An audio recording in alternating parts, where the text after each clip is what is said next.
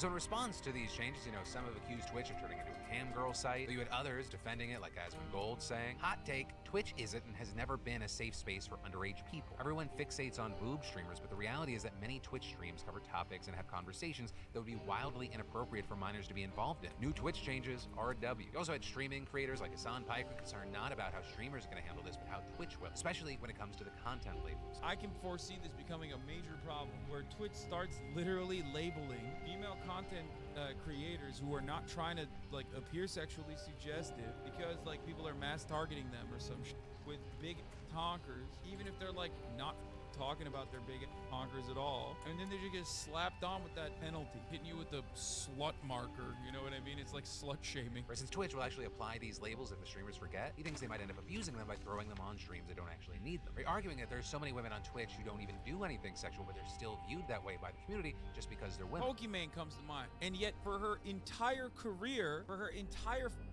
people are like, oh, look at this slut. Look at this slut. Classic. We're gonna have to wait to see how things play out. I mean, Twitch is always an interesting one when it comes to rules. I feel like it's one of those platforms where people so actively and transparently try and work around the rules. For example, their no nipples rule. They say you can't have female presenting individuals' breasts with exposed nipples unless they're actively breastfeeding a child. But here's the thing, there's gonna be some random 20-year-old dude that's like, I'm someone's child. There's an 80% chance that's gonna happen. Because there's always this talk about the Twitch meta, what are people doing now? The meta is trying to skirt around the rules. Personally, I kind of respect it. And then we've got intelligence and security software that's being used by world governments, also being used by organized crime. Which you might say, what's the difference between the two? I'm with you, brother. No, I'm not. I was joking. Please don't put me on another list. But specifically, in Mexico, there are reports that indicate that cartels are using intelligence and security software to help them with their crimes. And the specific software in question is called Titan. And as far as how they're using it, not only is it helping them track down their rivals, it's also helping them cover up their crimes. And as far as intelligence software goes, Titan's actually especially scary because it doesn't even pretend to have any safeguards. And you've even got places like Vice reportedly getting access to the platform from a cartel operative, with that finding that they can track people in real time. We're talking updated every minute. They can also grab their official IDs and which have other private information. And all of that's possible because allegedly Titan gets its information directly from government databases, which if true means it could be used to delete criminal records or post fake crime reports to police platforms. And as far as how this whole system works, you have Vice reporting that there are services being offered via WhatsApp groups managed by a council, which they say, according to one of the group's admins speaking with them, includes members of criminal organizations and Mexican state officials. And going on to say that in addition to approving services, they approve who's in these WhatsApp groups. And access to the information, apparently pretty cheap. Not skip a few coffees cheap, but you have Vice saying that it's between $600 and $9,000. And also with this in a darkly genius move, these same groups also sell signal jammers, so that when someone is kidnapped using Titan, that same software can't be used to track them. And then when it comes to actually processing a request for Titan info, it's often done by a state police commander who then delivers the information on an agreed upon time. Or it can reportedly be a huge source of income for commanders, or who buy up bulk licenses of the software and then sell the access directly to the highest bidder. With all this, you have Vice claiming that they've spoken to people at a number of organizations who obtained information through Titan who told them the platform is Mexican, it was developed here in Mexico, but people from Israel worked on the back end. Which if true, would not actually be surprising since many Israeli firms are on the forefront of this kind of technology, right, with that including Pegasus, which the Mexican government's known to use. But still, even Vice admits they do not know for sure who actually made Titan. This is the worst part, is that this database, despite being made for the government, is allowed to be far more often by organized crime. And so for privacy advocates, right, all of this is just yet another example of how such large data collection platforms and these databases, they're far more dangerous than they have benefits. But with all that said, I gotta ask you, what are your thoughts here? And then, every detail about your life is up for sale. And I feel like this is one of those open secrets that we all knew, but weren't quite sure how to prove. And well, the FTC actually just won a small legal battle to publish its case against the data broker Kochava, and holy shit, doesn't even begin to cover how crazy this all is. So backing up a bit, the FTC has accused Kochava of violating the FTC Act for collecting, quote, a staggering amount of sensitive and identifying information about consumers. And at the heart of the issue is the fact that the FTC is pretty sure that Kochava's products and databases are capable of identifying nearly everyone in the United States down to extremely personal details. Also making it even worse is the fact that Kochava then allegedly sold this information to customers, most of whom are assumed to be advertisers. Now that said, collecting data on consumers and then selling it to advertisers isn't exactly anything new. We know that's how Google, Facebook, and pretty much every social media platform stays in business. But Kochava is accused of going above and beyond when it comes to data collection, where people who bought their data could allegedly track someone's movements with the data Kochava was collecting. This including things like when you visited a hospital, or maybe you were down on your luck and you had to live in a temporary shelter. Or what about when you went to church, and this information was accurate. Or no, I down to a don't. few No, I meters. don't. Also, outside of tracking your movements, they also keep an ongoing tab of what apps you use, how long you use them, and how much you spent on them. That information might not seem like that big of a deal, but you would be surprised what a bunch of data scientists can do with that. And they're able to make all that happen by either buying data from other brokers or by striking deals with 275,000 mobile app developers to sneak in data collection code for a pile of cash. No one really ever notices because no one's out there reading terms of service. And that info is scary enough, but when you add to the fact that it's been collecting this info for a long time, you realize that anyone buying your data can build a realistic profile of your entire life. And this type of data collection from Kochava, and let's be real, pretty much every company that does this, has led to a massive increase in hyper-specific advertisements. Have you ever felt like an ad you just got on your phone was a little too relevant to your life? Well, that's because this data can be used to build out so-called audience segments. Normally, they're supposed to be broad things like age ranges or gender, but with Kochava's data, they can pinpoint it down to something like you just looked at baby clothes specifically. So according to the FTC, advertisers can use this data to make profiles of, quote, all the pregnant Muslim women in Kochava's database. With the FTC going on to say in their complaint, Kochava's use and disclosure of this precise geolocation information invade consumers' privacy and cause or are likely to cause consumers substantial injury. The FTC also has an issue with the fact that Kochava seemed to not care about how much sensitive information it is collecting and said that the company could blacklist sensitive location from its data feeds or remove sensitive characteristics from its data, but didn't. In fact, it's actually the opposite. It promotes the usage of such data and touts it as a way to dodge user privacy choices. And it's also why the FTC is seeking a permanent injunction against Kochava. Now, initially, Kochava countersued, and a judge agreed, finding that the FTC didn't adequately allege a substantial injury to consumers, which is actually why the FTC was like, okay, and they came back with everything we just talked about. But even that led to a series of legal battles with Kochava actually trying to get the FTC sanctioned by the court for bringing claims that were, quote, knowingly false. So the judge disagreed, saying that he couldn't actually find any claims that were actually false or misleading. Instead, saying that the FTC could make his filing and claims public. Now, all that said, it doesn't mean that the judge completely ruled in the FTC's favor, just that on the surface, the evidence and allegations seemed legit and that the lawsuit could proceed. And if this does go the FTC's way, it could change the landscape of how our data is collected and used against us. However, without proper changes to the laws, just about everything about you is 100%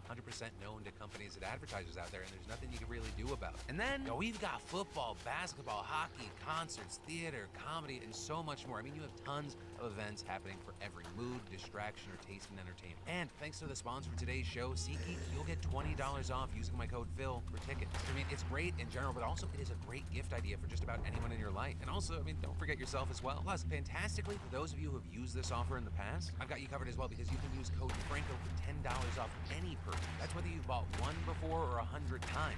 Franco gets you $10 off your next SeatGeek purchase. With over 28 million downloads, SeatGeek is the #1 rated ticketing app. And with basketball and football in full swing and artists like Hozier, Drake, Travis Scott, and more on tour, you need SeatGeek. And I say that as someone that personally uses them all the time. Whether it be for a gift or a last-minute date idea or something massive like going to the Super Bowl. There's so much happening. If I want to do something, I automatically tap into my SeatGeek app. Especially because SeatGeek wants to make sure that you're getting a good deal. So actually, when you're on the app, look for the green dots. Green means good deal, red means bad. Plus, every ticket's backed by their buyer guarantee, and SeatGeek is the only site that lets you return your tickets ahead of the event with swaps. So remember, that is $20 off your first purchase with promo code Phil, and returning SeatGeek buyers get $10 off using code DeFranco. Just make sure you click the link in the description to download the app, and it makes a great gift for this time of year. And then we need to talk about Saudi Arabia, Qatar, and the United Arab Emirates being on a path for world domination, at least for sports. Because as we've talked about before, you have these uber wealthy oil-rich Gulf nations blasting millions and even billions of dollars into various sporting enterprises in recent years. With this, of course, being a huge point of discussion during the 2022 FIFA World Cup in Qatar, as well as with the merger of PGA with the Saudi-backed LIV Golf League. And, with those stories, there's always a conversation about sports washing, or the idea that these countries are using sports investments to improve their international reputation and deflect from the mass human rights issues that they perpetuate. Things like their treatment of women, migrant workers, the LGBTQ+ community, and many, many others.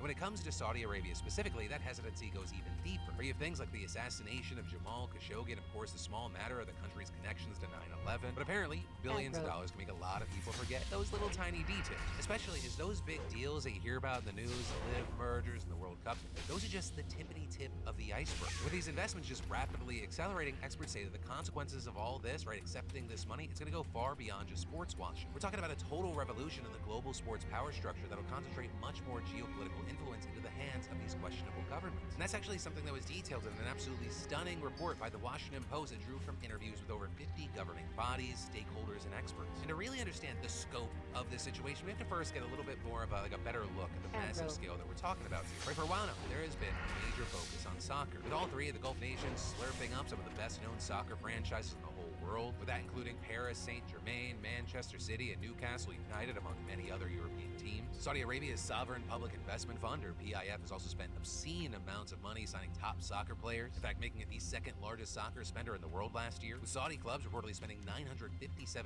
million just in the 2023 summer transfer window to attract more top-tier players, ultimately adding 94 players from abroad. But it also goes beyond soccer, and keep in mind, I can't hit on everything. According to the Sovereign Wealth Fund Institute, over $4.5 billion has been allocated to various sports properties by Middle Eastern sovereign wealth funds in the region just in the last 3 years alone. Where there's, of course, the $2 billion Saudi Arabia spent to launch LIV Golf, and the billions more they're expected to spend on the PGA merger. We also have the post saying that the Saudi PIF is also eyeing entire leagues as well, and writing that the fund reportedly has attempted to purchase Formula One, WWE, and Qatar-based broadcaster BN Sports, and it has made overtures that could remake women's golf and the men's and women's tennis tours. Since the World Cup in Qatar last year, which was the most expensive ever, the Gulf nations have been increasingly working to host some of the biggest sporting events in the world, like championships and Formula One races. What's more, there's also been talk of a possible Summer Olympics in Qatar. And it seems pretty likely that Saudi Arabia is going to host the 2034 FIFA World Cup after Australia backed out of the bidding process, making Saudi Arabia the lone bidder. And in fact, more recently, these countries have also made more of a foray into the American sporting industry. You've got the Qatar Investment Authority spending an estimated $200 million to take a minority share in monumental sports, which notably controls both the Washington, D.C.'s NBA and WNBA teams, the Washington Wizards and Washington Mystics, as well as the city's NHL team, the Washington Capitals. Oh, according to the post, that take it investment, away. which was approved by the Get that NBA grisly and thing NHL out this of summer, here. made Qatar's sovereign fund the first ever to purchase a stake in a team in the top 4 U.S. sports leagues. Notably, since then, the NBA has said it is open to more unsanitary. investment Just from get it wealthy out of here, will countries, you? with the league also hosting Wants to see games. your bloody little trophy, really? I'm listening. What brings you here? I'm listening.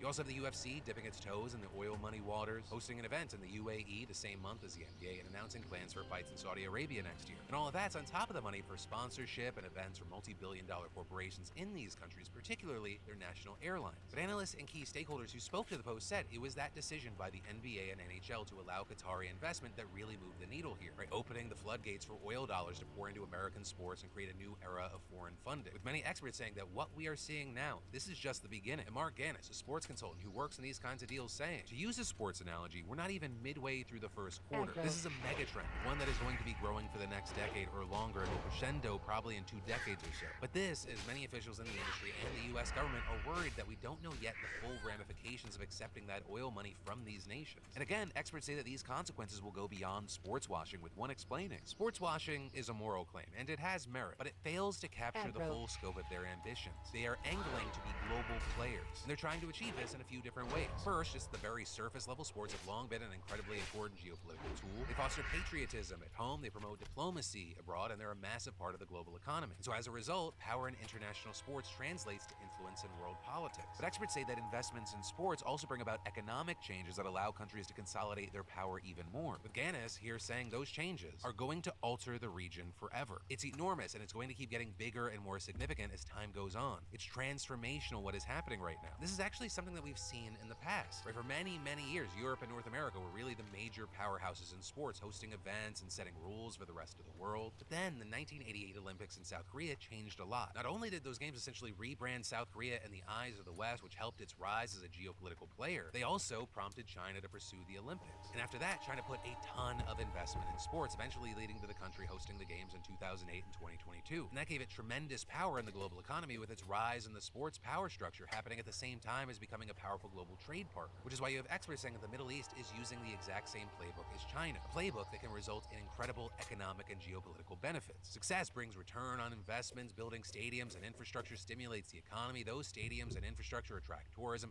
and foreigners who want to live and work in these countries, which grow their economies even more. And with building out their economies, it also opens doors for these nations to engage in more global trade and commerce. And so the combination of increased trade, tourism, and foreign workers gives them a seat at the global table and a lot more influence as a result. And again, that is on top of the influence they already attain by being a major sporting powerhouse. And of course, with all that power comes the ability to distract from all the bad shit going on within their borders and them rebranding themselves. But sports washing is just one of the many elements at play here. In fact, Mohammed Bonesaw made that abundantly clear in an interview he did on Fox News in September, where he literally said, well, if sport washing gonna increase my GDP by 1%, then I will continue doing sport washing. You're okay with that term? I don't care. I have 1% growth of GDP from sport, and I'm aiming for another 1.5%. Call it whatever you want. You're gonna get that 1.5%. It's all about building up that economic power and utilizing it to get more geopolitical influence. And that's also something that's backed up by experts with, for example, Simon Chadwick, a professor of sports and geopolitical economy at Schema Business School in Paris, explaining. What we are now beginning to see is this intersection of geography and politics and economics shaping sport. What countries are trying to do is to build identity, accumulate power, project that power, and exert influence through sport. And continuing, in policy terms, the United States and the European Union, Britain, France, and others need to start responding to what now confronts them in elite professional sport, and saying if they don't, they're going to wake up one morning and they'll find that they're in serious trouble. Now, with all that said, some people have argued that there are some benefits here, where there are plenty of people who think that any money going in to prop up the sporting economy is good regardless of where it comes from. Even have others arguing the transformation these countries undergo help these nations become more progressive, and some athletes have already seen that. But that said, the pessimist in me wonders how much will they actually change, especially given their societal power structures. And this is plenty of experts and officials are concerned about the implications of allowing oppressive regimes to gain so much power and influence in the world order. But with all that said, I gotta ask you,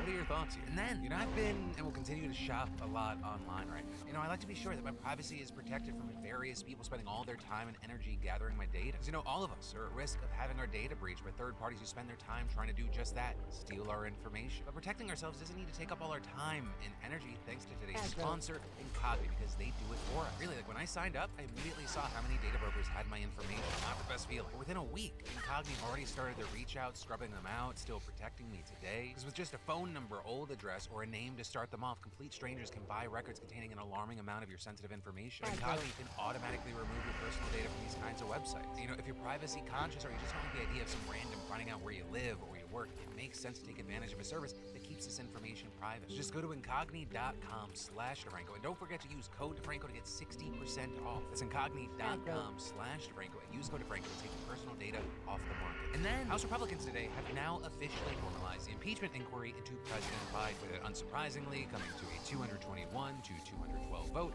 entirely along party lines. And that word formalized is key here, because this move doesn't really change much in a tangible way, but it is also massively important symbolic, because Republicans have been investigating Biden for possible impeachable offenses for nearly a year now, with them specifically looking into whether Biden improperly benefited from his son Hunter's business dealings abroad, and if false or misleading statements that he made about those dealings amounted. Are they all Beyond crooked? that, they're also probing whistleblower allegations that Biden interfered. I mean, they're all in the crooked, Department's but investigation into Hunter's taxes and gun use, which Hunter oh, has faced Joe. charges for. While the inquiry has raised some ethical questions, Republicans have so far produced zero evidence of any crimes, certainly not anything that reaches the level of impeachment. But still, despite that, GOP leaders have accused Biden of acting corruptly and abusing power, claims that again they have presented no proof of. In fact, they had so little of anything to go on that more mainstream moderate Republicans were hesitant to back an impeachment inquiry or even outright opposed it, which is why we saw former Speaker Kevin McCarthy taking the unprecedented move of unilaterally directing 3 House committees to open an impeachment probe into Biden back in September, with it widely believed that he did this on his own because he wanted to appease the same far-right members who ultimately ousted him, but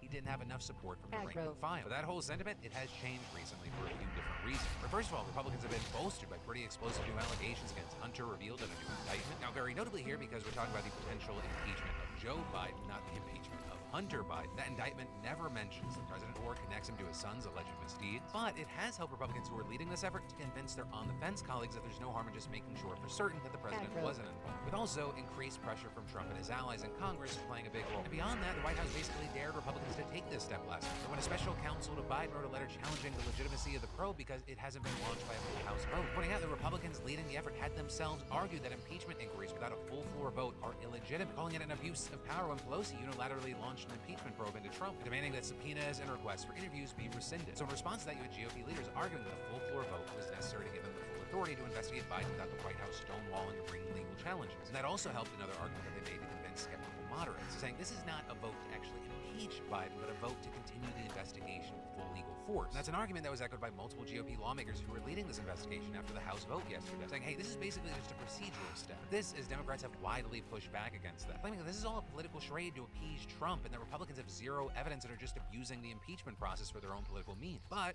that said, here's the thing. It is a tactic that is being used. Right? The situation is going to drag into the 2024 election cycle. You even had Biden himself chiming in with a rare statement on the matter, saying, instead of doing anything to help make Americans' lives better, they are focused on attacking me with lies. Instead of doing their job on the urgent work that needs to be done, they are choosing to waste time on this baseless political stunt that even Republicans in Congress admit is not supported by facts. Possibly the most simplistic way of understanding what's going down here is to watch this interaction between a reporter and Republican Representative Troy Nehls. Representatives, what are you hoping to gain from an impeachment inquiry? All I can see is Donald J. Trump 2024. Political stunt or not, campaign strategy or not, this is where we are right now. So just buckle up for the ride that is going to be 2024. And then let's talk about yesterday today, where we dive into the comments yesterday. And for the first time ever, I'm going to start with my own comment that I left on yesterday's show. Oh, dang it, I'm so dumb. It's been so long since I watched the last season. Alice in Borderland is a Japanese show, not South Korea. Comment stands, though, it's a fantastic watch. And 99% of people were like, hey, it's great that you caught yourself, haha, yeah, it is a great show. But there's also, as one psycho on Twitter took my little slight gaffe, said, you reached Fox News levels of research on this one, which one, how dare you? If this was Fox News levels of research, I'd be saying the Japanese were storming our shores in caravans. And two, the show is research. We have a whole team working on the show, but they're focused on the news and not, me going on some random nerdy rant about foreign language films and TV shows that I enjoy. But the person that would have caught that was just out sick yesterday. With this, here's what I say, and I usually have to say it about way more important stuff, not me misremembering a show that I watched a year ago. No one's perfect. You're not always gonna get it right. I'm glad that the mistakes I make are a little like this. And even then, I do what you're supposed to do when it's a much more important situation. Immediately update the situation where I can. And so actually, I think where I'll end this is by saying thank you, not to the person that compared me to fucking Fox News because of the slightest gap, but to everyone else that corrected me on that point or were about to and they saw my comment, who chose not to be dicks about it. I appreciate that. But anyway, as far as comments about the actual news, one of the biggest standouts to y'all yesterday was on the Luke Combs story. With people horrified that, well, not in Florida, there are states where you can actually serve someone over email. Chrissy saying, honestly, serving any lawsuit by email is ridiculous. The amount of spam, dumb ads, and scam emails that get important emails buried every day, something as important as lawsuits shouldn't be trusted in email format alone. Others also chiming in, as a cybersecurity professional, the lawsuit story is so damn sketchy. Email is the number one place we're trained to reject things that look shady, and serving legal action via email is super high on the behaviors that we use to identify spam and scams. Think of all the scams that start with, there's a warrant out for your arrest, etc. Making this sort of action appropriate to deliver via email defeats a ton of that training and automated protections that have been put in place to protect people from scammers. Which, yeah, if I'm missing texts from even my favorite people in the world, I'm missing some fucking emails. There were also a number of comments focusing specifically on Nicole, where pretty much everyone relieved that Luke Combs went. J. Rodriguez. Lower temperature to 20 degrees Celsius in the lab. Task complete. Please verify. Task queue interrupted. It seems as though we have a visitor. Welcome to Enclave Research Facility Site J. May I ask the reason for your visit today?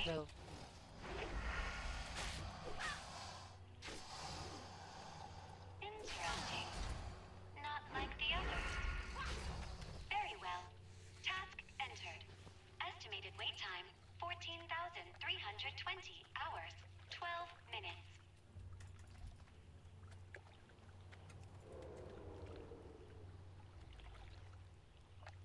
Affirmative, General. Priority adjusted. New estimated wait time, 6,598 hours, 42 minutes.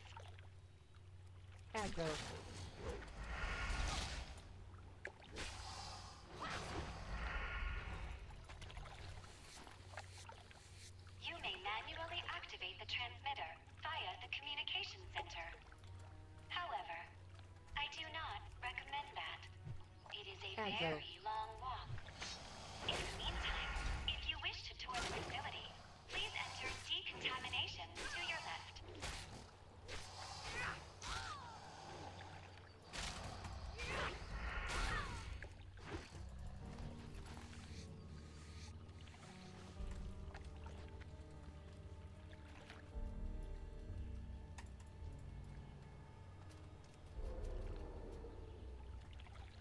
Aggro.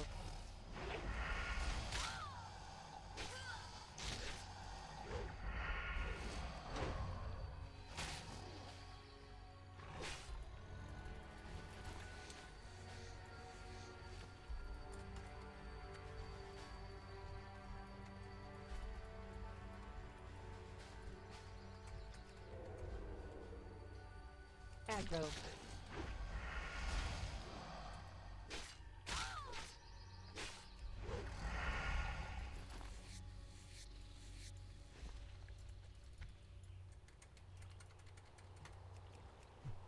Aggro.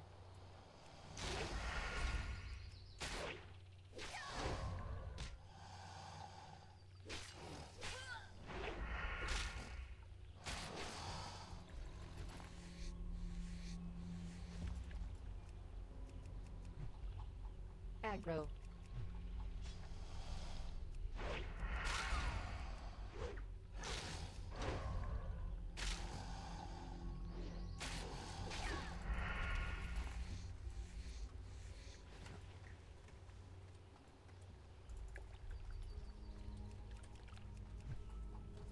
Aggro.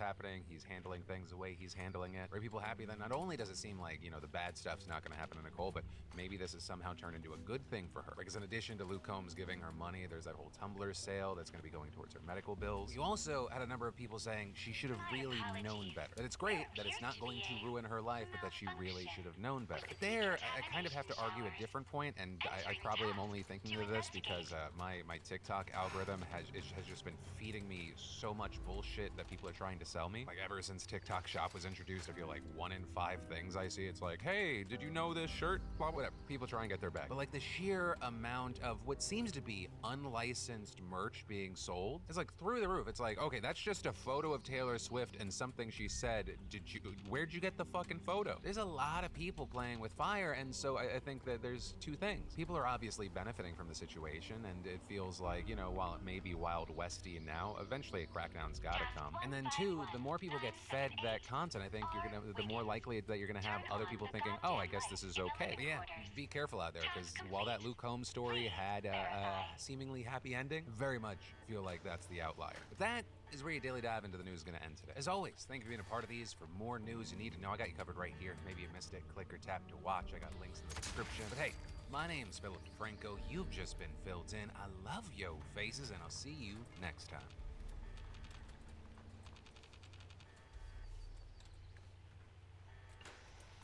Yeah, it was good.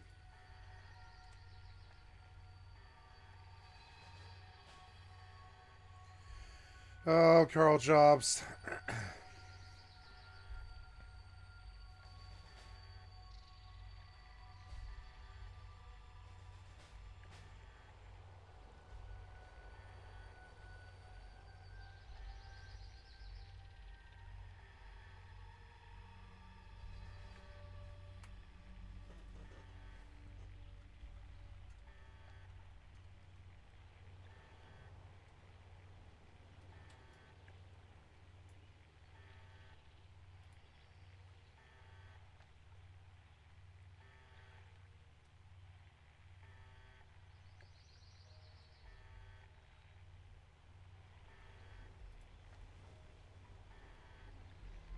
Works at Bethesda. Somebody who is involved or was involved with the game named Starfield. Funny how disconnected some players are from the realities of game development yet they speak with complete authority. I mean, I can guess what it takes to make a Hostess Twinkie, but I don't work in a factory, so what the hell do I really know? Not a lot. Well, what the hell do I really care? Not a lot. You think I give a fuck about your problems as a game developer? You brought out a game that didn't even have a fucking map for a city. You go through a loading screen to do anything in the game. Like, I don't care about game development problems. And also, if it's a game development problem, then why do other game developers not have the problem? It doesn't even make sense. Oh, this is a problem with game development. Well, then why do some games not have this problem? Well, then I guess it's not with game development. It's a you problem. It's not the consumer's responsibility to figure out, like, for example, how many of you guys, like, I've said this many times in streaming, I never try to put it on you guys if, like, the content isn't good and anything like that. If people don't like the stream or something like that that day, then that's just the way it is. It's not the customer's responsibility to understand some sort of issue that you have. Part of me gets it, really. When you're a consumer and spend money on things, it gives you the right to complain about those things. You're right. True. I spend a lot of money on games every year, and sometimes it takes a lot for me to not scream into the internet's collective consciousness. I don't complain about games on social media for two main reasons. Number one, I know how hard it is to make games, and I have too much respect for all devs. And number two, I work in a game studio. It would be unprofessional for me to do so. That's Fuck most of the developers. They're so lazy. Think about how many people mauled it out about Christopher Judge making a joke about the Call of Duty campaign. So yes, that's the real reason. It looks bad socially. It looks bad professionally. That's the reason why he doesn't do it. It has nothing to do with number one. At least, like, if it was only number one, he'd probably say it sometimes. But because of number two, he never says it at all. Most people don't have these constraints and are free to post whatever they want. Well, I don't think this is like a very good argument. So you're saying, well, wait a minute, like, I don't even understand this. So basically, it's okay for other people to do it, but you would do it if you also didn't work for a game studio, because that's one of the reasons. And also, he still has a lot of these same opinions, by the way, because it's not like he doesn't feel like games have problems, because he literally explained it, that it takes a lot for him not to scream into the internet's collective consciousness. So it's not like he thinks games are good, it's just he's not expressing himself. Most people don't have these constraints and are free to post whatever they want. The internet is a glorious wild, wild west, and I wouldn't have it any other way. And there was a time when I exercised that right very freely. Whenever I was writing game reviews for Adrenaline Vault forever ago, I was absolutely the person who would say whatever I wanted about a game, good or bad. Sometimes the good was over-enthusiastically too good, and sometimes the bad was me being a sarcastic asshat. But throughout the time, I actually had no inkling what actual game development was like, how hard the designers, programmers, artists, and everybody else works. The struggle to bring a vision to life with constantly shifting resources, the stress. This is another fantasy that different people in creative industries sell themselves. The fantasy is that anybody gives a fuck about how hard it is.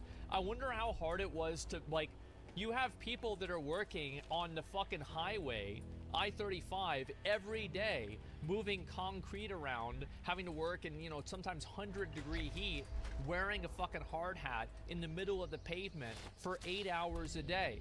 Every single job has problems, but I'll tell you one fucking thing, if I go over that highway and there's a bump, I don't give a fuck about how hot it was. I want the bump fixed.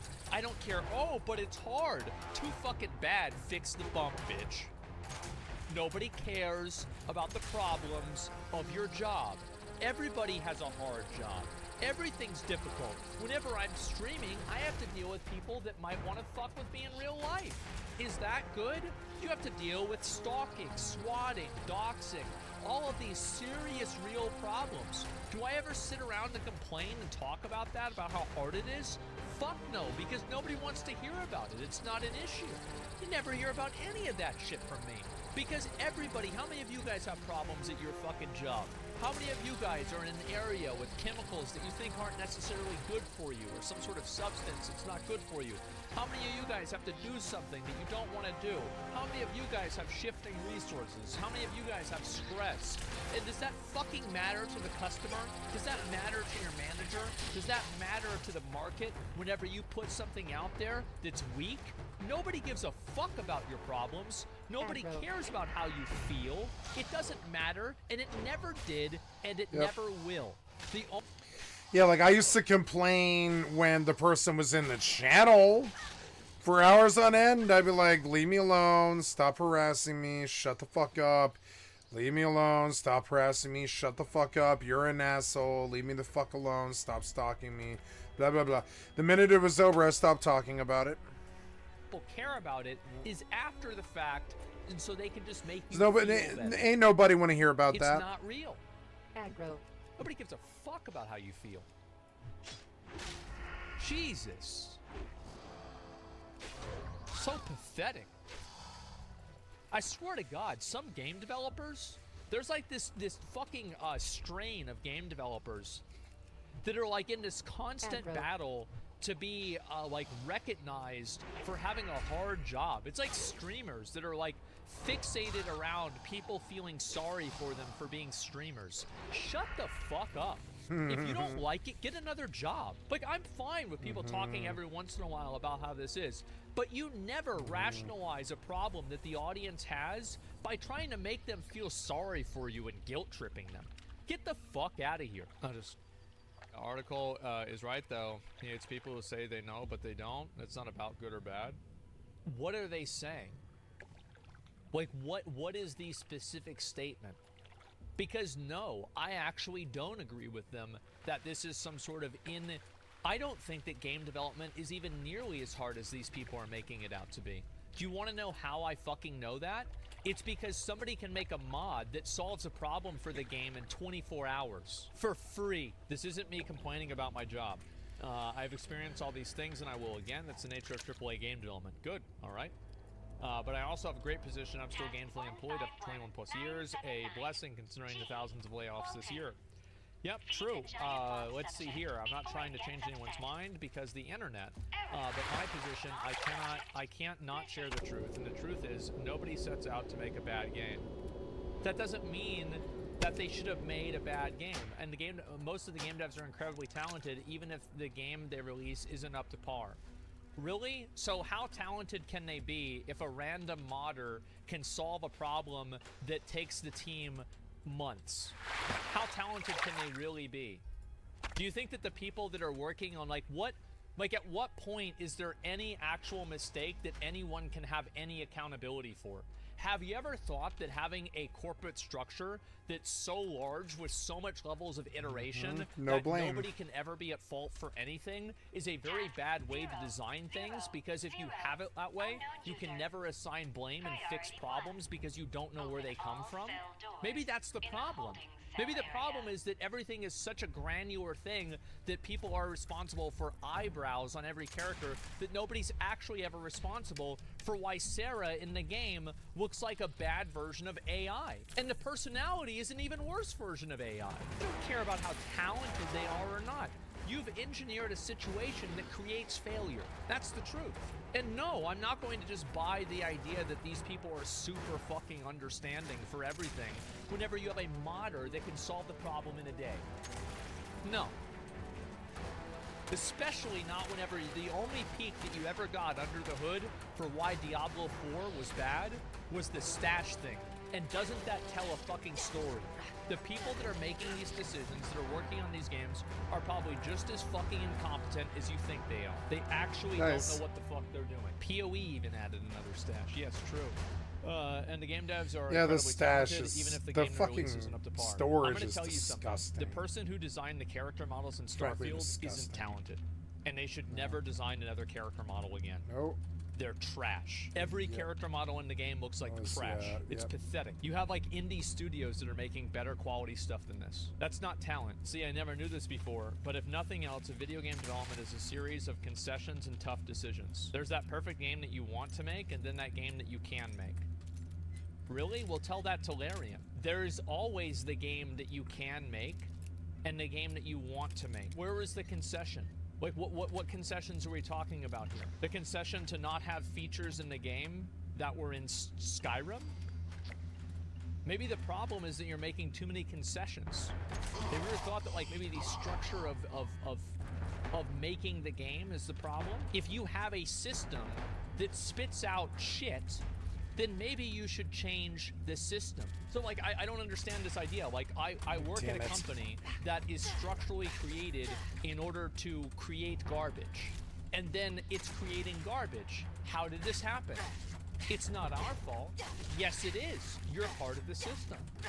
The person who made the system's at fault. 3 dudes making Valheim. I think actually the number was 5, but the point is still the same. It's not the devs. The devs don't decide when the games come out. It doesn't matter. They still decided on what Sarah looks like. They still decided on all of the infamous bugs in Starfield. And also, I don't care about whose fault it was fundamentally. I don't care if it's, you know, Bill's fault on the design team. I don't care about that. What I'm saying is that you can't say that you have this massive collection of super talented people when nothing in the game is good, except for the shipbuilding. I'll tell you, whoever made the shipbuilding in Starfield should leave the company and join a company that actually respects what they're doing. They're, you know, fucking, pearls before swine. Yeah, they should go work at a real studio that knows how to make a real game. What if the game engine is shit and the devs are just making miracles?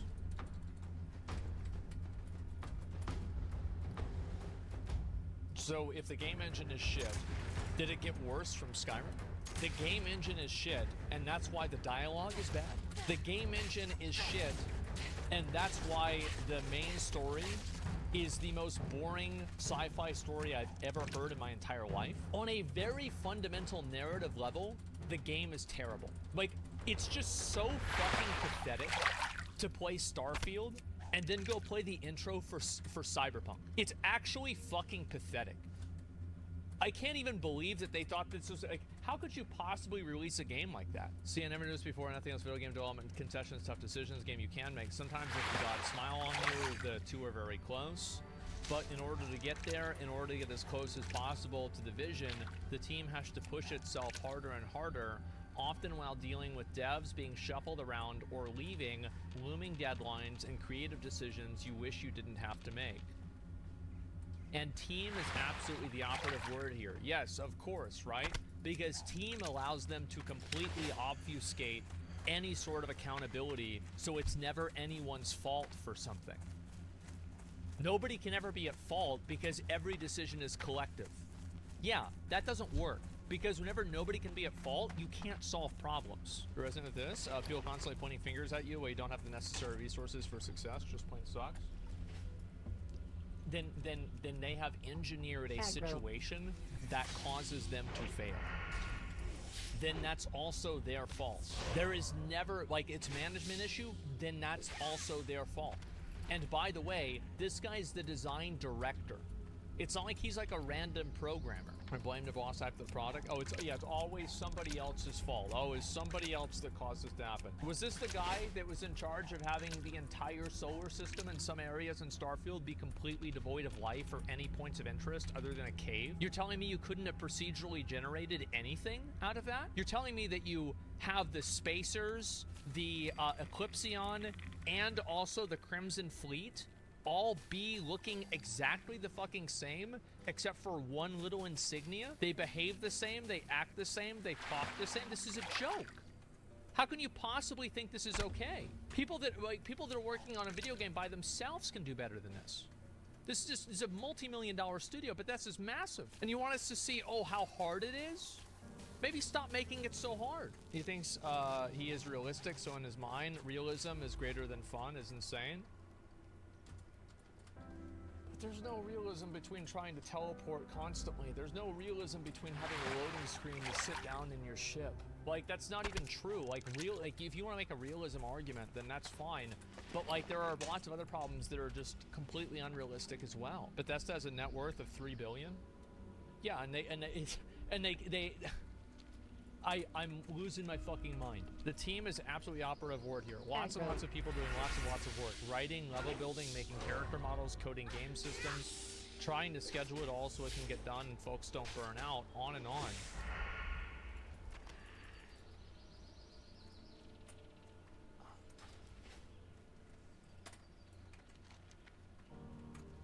This is incredible. It's absolutely incredible. So sure, you can dislike parts of a game, you can hate a game entirely, but don't fool yourself into thinking you know why it is the way it is.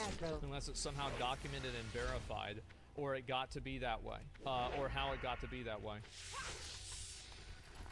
let me give you a little bit of advice, okay? Just because you can intellectualize your inadequacies as a team doesn't mean that other people are wrong whenever they see that they are inadequate. You're trying to intellectualize a problem and take it into this like abstract concept so there can be no blame assigned to anybody. Aggro. At the end of the day, this was a game that probably cost over $1 billion to make, easily in the hundreds of millions. And it was a fucking joke. Everybody online thinks that it's a fucking joke. And I guarantee you it will affect the sales of the next game because of how much of a fucking joke it was. So at the end of the day, like, does it like, oh, we don't know how it happened. We don't care. And also, I don't believe this idea. I genuinely don't believe this idea that all of the players are totally stupid and we have no idea how things work. I totally disagree with that. And I think that the Diablo stash tab thing completely proved my point. I think that it's not that complicated. I think there's not that much to it. And I think the problems are absolutely fucking evident to anybody who is even there for a day. Thank you. Watch Thank them you. work for a day. Yep. You can tell me. Anybody can easily look at the inventory in Final Fantasy 11, ESO, Final Fantasy 14, Fallout 76, World of Warcraft. Doesn't matter. Everything but EVE Online has a terrible, terrible, terrible storage problem. Every game I fucking play, I want to go upside the goddamn developer's fucking head. I want to smack him really hard. Upside the back, not to hurt him, but just like upside the back, like a dad smack, like upside the back of their fucking head. Stop fucking around with the fucking storage, you idiots. You've been doing it for 23 fucking years. 23 years. Like, get a clue. Stop being like that. Stop it. Stop being like that. Stop doing it.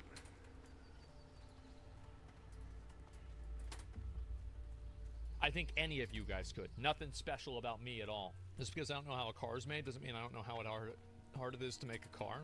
Still not going to drive a broken car. Yeah, exactly. You can't criticize me for making a shitty game. Stop it. No. Even in the abstract, it's a bad argument. If you don't know something, you've made a theory around it. And also, I think they're attacking them for making a shitty game. But honestly, I think the real attack here was that I think Bethesda expected the modders to save them this time. But they've been bullying the modders. And they also made the game so bad the modders don't want to fix it. There is the real headline. Bethesda thought the modders were going to fix all the problems. No.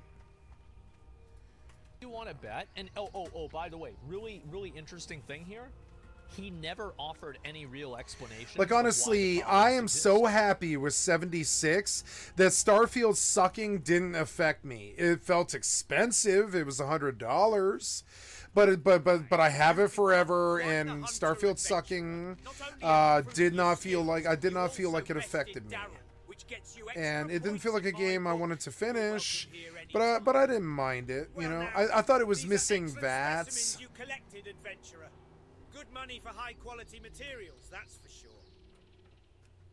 Like, I think they could have put VATS in it and it would have been a lot better. And I think they could have put a lot more monsters in it.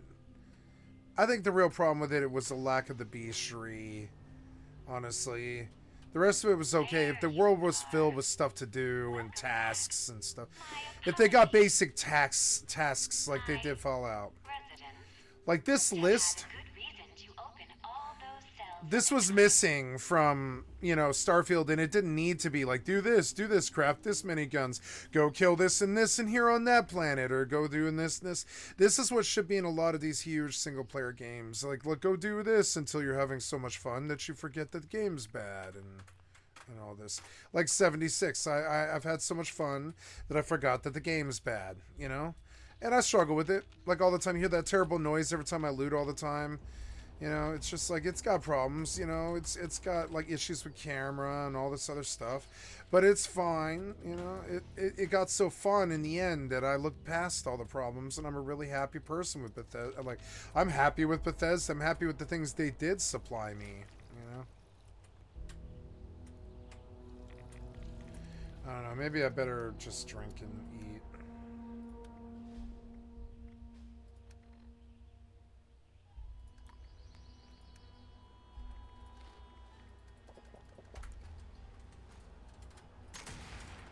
Oops.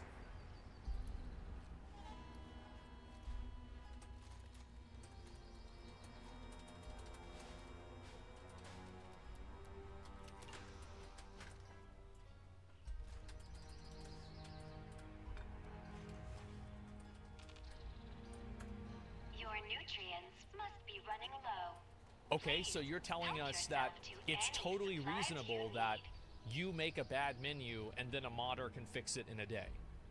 Okay, so this is totally reasonable. Okay, why? Oh, there's no reason why. You can't explain why. And we're just supposed to believe you? Are you kidding me?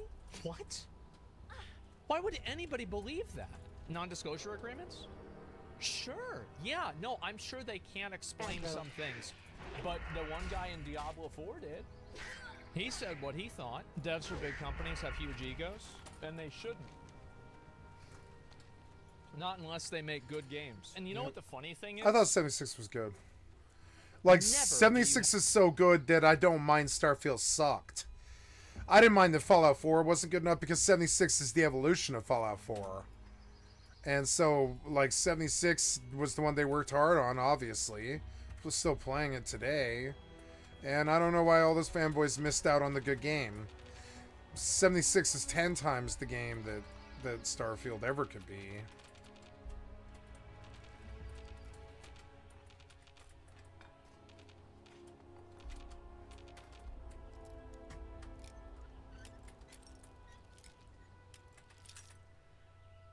'76 needs an expansion. Like a real one with like you know, where they extend the map a whole fuck ton and add a whole bunch of new shit.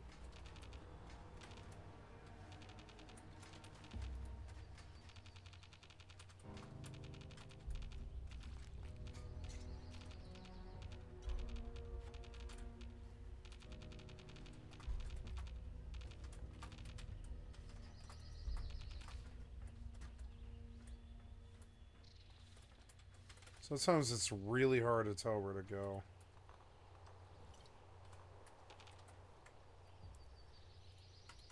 It's from actual good games saying this stuff. Does Miyazaki come out and talk about this stuff? No. Does Kevin Jordan ever talk about that with Classic WoW? No. Does Yoshi P ever talk about that? No. Isn't it interesting that the only people that talk like this are losers? And yes, if you worked on Starfield, you lost. Bad devs making bad games for bad companies. Yep. I don't think anyone at Larian said their jobs were too hard. Well, they expressed that it was really hard making the game. Yep. But then they made the game. That's the difference. You can talk about how hard, like, bro, I guarantee you had people sleeping in the offices at From Software, especially with Japanese work culture, making Elden Ring. I bet they were busting their fucking ass. Yeah, I feel And that. it was brutal. And if they want to talk about that, that's totally fine. But you talk about that after the fact. It's like, yeah, it was really hard to make it, but we fucking made it. Not, oh, it's really hard to make it, that's why it's bad. Game development's hard? Yeah, I bet it's really hard. There's a lot of things about it that are hard. I think a lot of really, I mean, like, the truth is, like, tech is an extremely difficult field to be in. It's massively fucking competitive. It's hard to be an app developer. It's hard to be a streamer. It's hard to be an editor. It's hard to compete in tech at all because you're competing against literally billions of people all over the world. You don't just have to compete with like the 6 other people that are applying for the position in your local town. Nope, everybody. You're competing with India. You're competing with China. You're competing with Japan. Aren't you harsh? Yeah, I'm being harsh. There have been a lot of people that have given me very bad feedback about certain things, but at the end of the day, sometimes things don't go well. Like, I'll give you an example. The OTK 1-year anniversary stream. We put so much work, so much effort, so much time, so much money into that. And you know what we did with all that money? That's what we did. Just went right here and we put it right in the garbage. It was a massive learning experience for us. And I learned more from that event than any other event that we've ever done. It was really hard to make that event, and we fucked up. How'd you fuck up? We focused too much on production whenever people weren't interested in that. Was 80% Mez's fault? Yeah, we invested too much into production. We misjudged what our audience really wanted to see, and we tried to shoot too high, and we focused on things that people weren't actually interested in. We made the stream too much of a production and not personal enough. Obviously, like, a lot of people liked this stream. Like, you know, that magician guy that we had was a fucking legend, right? He was so good. And, like, there were good parts of that stream. But the reality is that it's not something that I would ever do again. Because of that. I'd say it was too professional.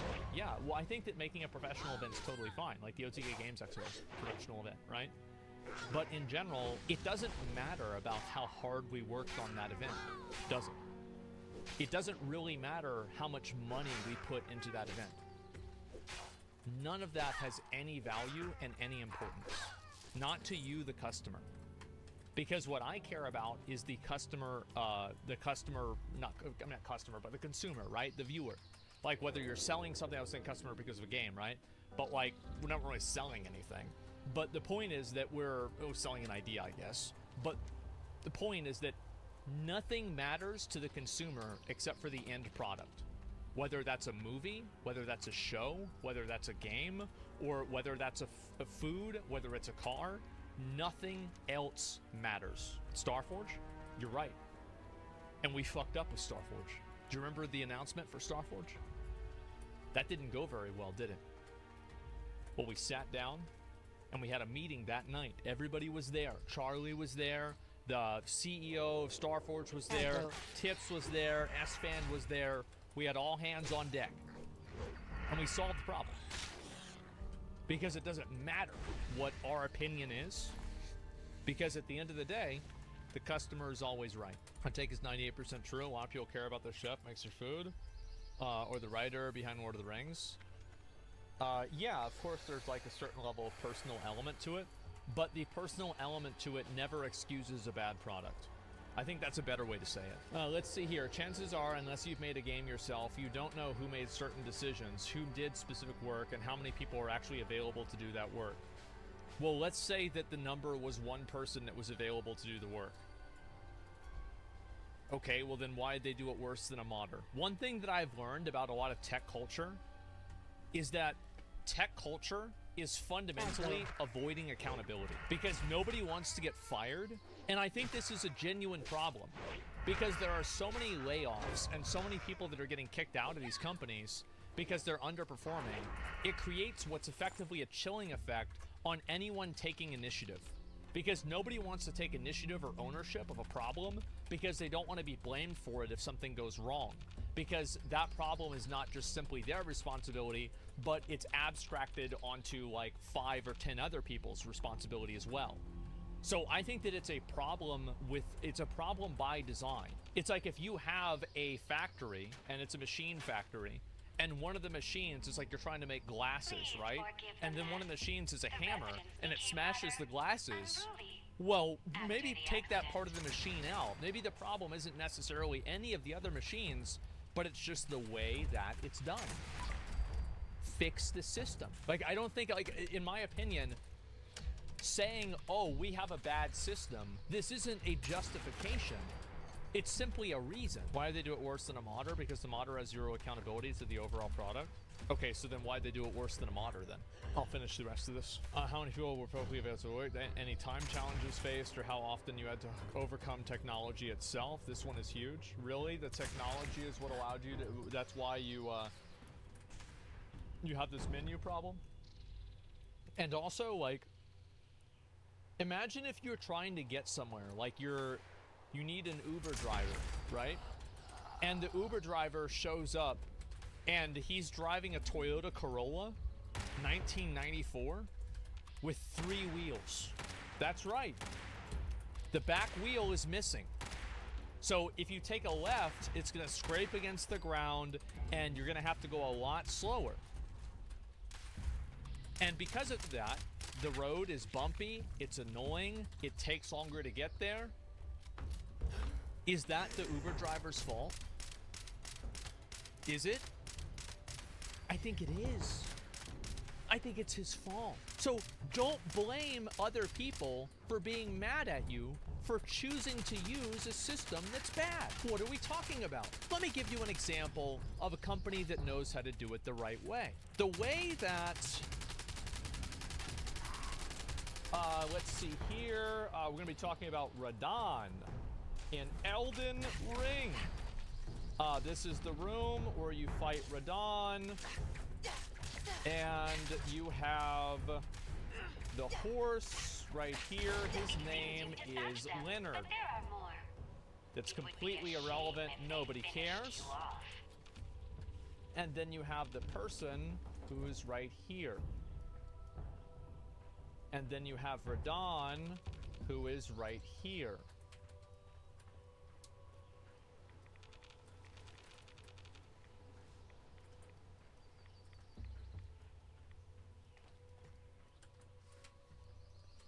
During the transition to Phase 2 in Radon, the way that the phase works, in order to have the meteor track you, is it automatically has Leonard follow your character directly underneath your character, and then Radon, whenever he begins his meteor attack, goes to the location of Leonard and not actually the player.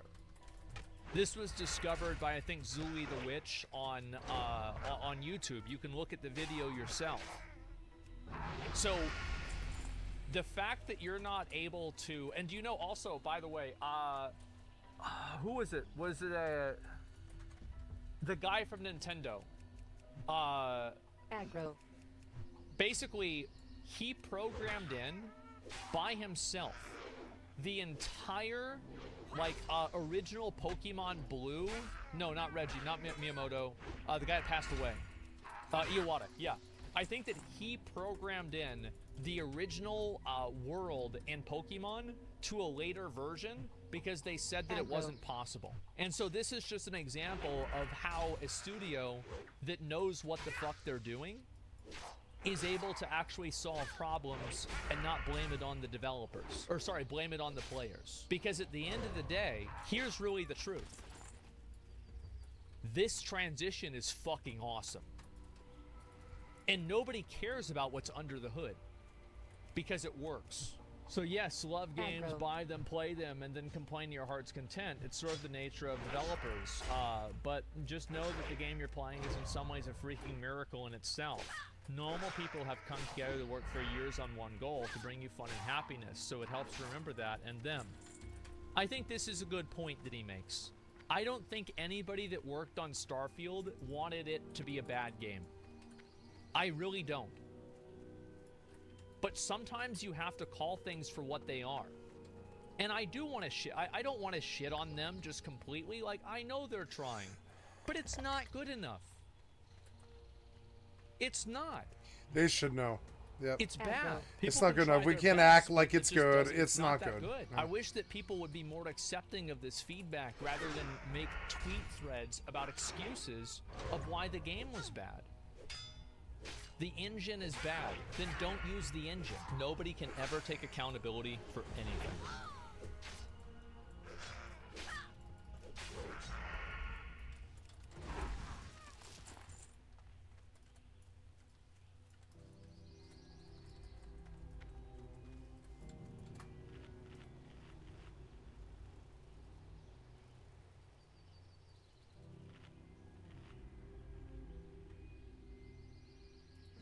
Let's listen to, thank you, Asmongold, for the excellent content for my stream.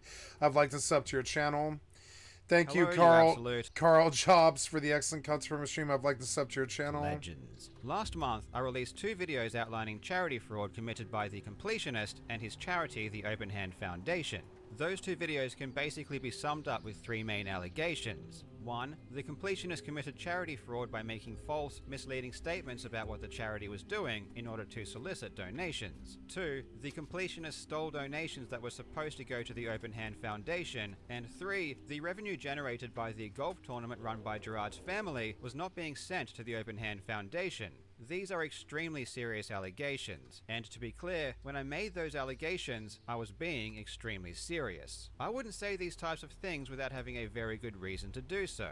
And now, finally, after almost an entire month, the completionist has responded, and his response is terrible. It's one of the worst videos I've ever seen. He is manipulative, he lies, he blames everyone else, he provides no relevant evidence, he misdirects, he constructs multiple strawman arguments, and best of all, he threatens legal action against me. Gerard seems to think that just saying you didn't do something means you didn't do it, regardless of whether or not you actually did. And if you say it with enough emotion, it must be true. Initially, this seemed to work, with all of his friends and sycophants exclaiming confidently on Twitter that he had done nothing wrong. And it was actually Mutahar and I that were the villains. Because you see, we aren't experts, and we don't know what we are talking about. I have to admit, when I made my previous videos, I kind of glossed over some of the evidence. I basically assumed that the fraud was so obvious I didn't need to explain.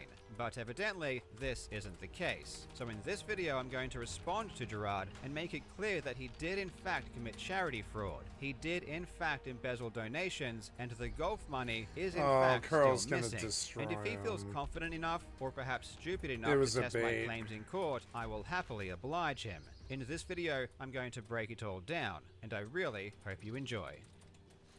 I do, Carl, I do. Now, a big thanks to this video's sponsor, Empires & Puzzles. Empires & Puzzles is a free-to-play RPG where you match shields of the same color during combat to launch attacks. The more shields you match, the stronger the attacks, so using your brain actually helps. And as I always say, my viewers are the most attractive and intelligent people on Earth, so I know you'll do well.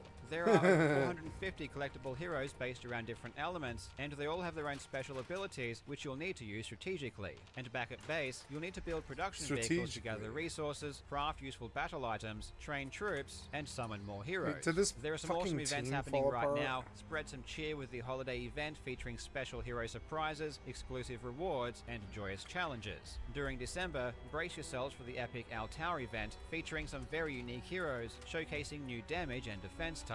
And of course, as we bid farewell to 2023, the new year will bring in some huge updates and surprises as well. Empires & Puzzles really is a fun game and is available on iOS and Android, so use the QR code on screen or click my link in the description to download and play today. First of all, I do need to mention that on the 29th of November, the Open Hand Foundation donated $600,000 to the AFTD. This is a really good thing, and it's great the money everyone else had entrusted to Gerard over the years is finally going to good use. This is a good start, and I hope the rest of the money that the Open Hand Foundation should have received gets donated as well. The opening 5 minutes of Gerard's video isn't the worst thing in the world. He distances himself completely from the golf tournament, which is probably wise, and he seems to apologize for providing misleading statements. Except, he doesn't. He apologizes if you felt that you were misled, and he apologizes for making statements that were potentially misleading. Let's listen to what he has to say. I'm disappointed that I was not more straightforward regarding the Foundation's timeline for making donations, and that I made statements potentially implying donations were made when they had not yet been. It took too long for clear action to occur, and I apologize for all of this. But such inaction was not done for any selfish or malicious reasons. The asteroid Most importantly, is depleted. I want to apologize to anyone who ever donated over the years who felt they were wronged or led astray by any of this. Gerard is trying to address my first claim, that he made misleading statements and thus committed charity fraud. Gerard does not take much responsibility or own up to this in any significant way. Instead, he says he made claims that were potentially implying that donations were made, and that he was disappointed because he wasn't straightforward enough about the timeline. But let's look at what Gerard actually said. My father, my brother, and I started a foundation called the Open Hand Foundation that raises money for dementia research and treatment for organizations all over the world. We're soon going to be partnering up with the Alzheimer's Association, currently working with the University of San Francisco, and we're kind of one of their main funding support partners going into all of this. He said in 2020 that he was currently one of the main funding support partners of the University of San Francisco. This lie is so batshit insane, it's impressive. And keep in mind, the Open Hand Foundation has never given a single dollar to the University of San Francisco. This lie implies many things. It doesn't just mean they give money to the USF, it means they give so much money that it's one of their main funding support partners. It means that Gerard has to know exactly how much money the Open Hand Foundation is giving. He has to know how much money other entities are giving, and then he has to compare the two to conclude that his contributions are large enough to substantiate the use of the word main. This lie cannot happen by accident. And the funny thing about this lie is that right before it, he says they will soon be working with the Alzheimer's Association. This is funny because in this clip from 2020, he name drops two organizations that still to this day have not received a single penny. And of course, we know that Gerard was also saying he worked with organizations big and small across the entire world. We just, every year, we try and raise as much money as possible, and then we go work with, Alzheimer's Association of America, University of San Francisco, Association for FTD, which is what my mom had, FTD. So we've worked with big and small organizations across the board. We're raising money for dementia research in honor of my late mom, trying to help folks who've been impacted by dementia, working with organizations like USF, FTD Association of America, Alzheimer's Association of America, and so many more. And my dad has been working hard over these last, I'd say last like decade half or so, truth, so many half organizations to raise money lies. for dementia research, prevention, helping families. I think when he got his own needs taken care of, he took care of the way others. than by thinking that the Open Hand Foundation was giving these organizations money. Because the simple fact is that the Open Hand Foundation doesn't do anything else. They are simply a middleman, taking money from the fans of the completionist and moving it to a more worthwhile entity. It's literally their only job, and Gerard was always using past and current tense, not future tense. This isn't not being straightforward about the timeline, it's lying about the timeline. And not only did Gerard lie about giving money or being associated with charities, he lied about what the charity was doing. Listen to this. We are raising money for dementia research and treatment, more specifically helping families and those loved ones who've been affected by early onset dementia and who are learning how their lives are going to be changing forever, what tools and what necessities they're going to need. Hi Dave, what's up? Care of their loved ones. How are you doing? These are very, very specific claims, and they are complete fabrications. He is lying out of his ass, and he did good this to see constantly. Essentially, we're raising money for dementia research and prevention, specifically for people, for families rather, who just found out that a loved one of theirs has been affected by dementia, in terms of getting the correct care. Doing pretty good, doing pretty good. Just playing some games. For Yourself? research. We're trying to help those who are affected by Alzheimer's, all types of dementia, and beyond.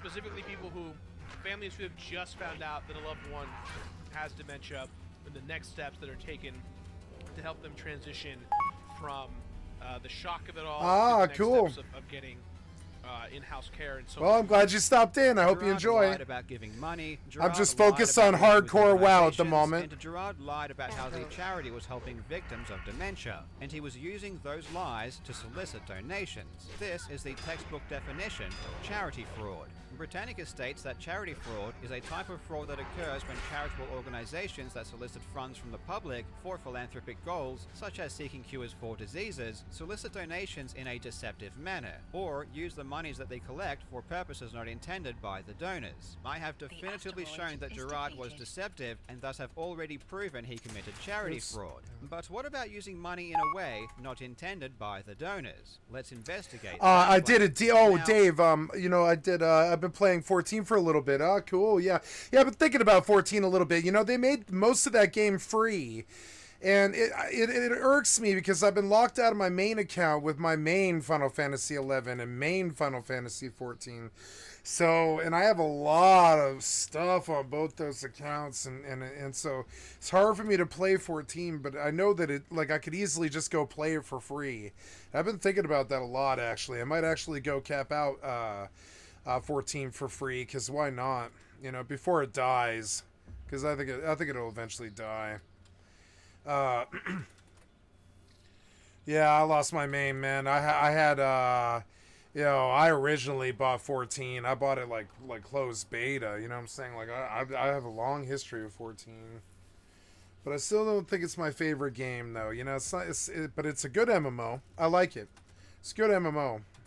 Slow, kind of a slow MMO, but a good one, definitely.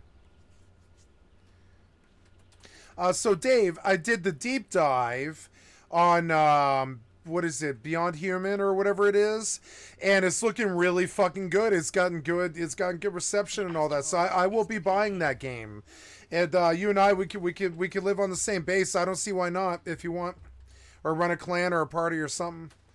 And yeah, it's looking viable. It's looking like an actual, like, you know, actual compatibility. I think it's good.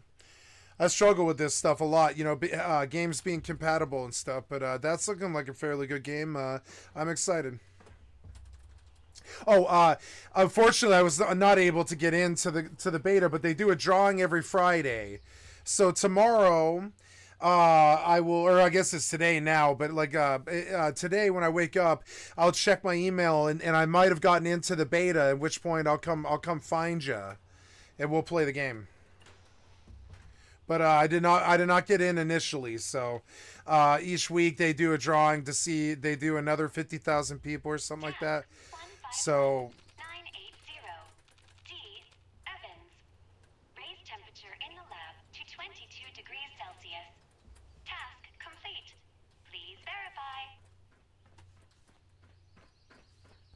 and yeah, that game looks really fun, like Fallout 76. Actually, I'm excited. Yeah. I'm excited. I might actually get in. I would be. You know, I think the big wave is over, so they might actually, with the people who are still trying to get in, might get in. I don't know though. I'm optimistic. We'll see. Because the big wave's over, so anybody still applying, maybe I might actually get in. I don't know though. Game looks good. I'm excited. Combat looks good. Premise looked good. PvP even kind of looks good, you know? So, yeah.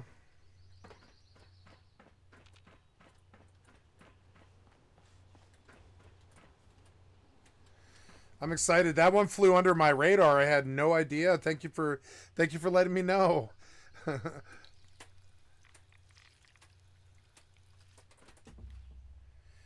Okay, gotta eat.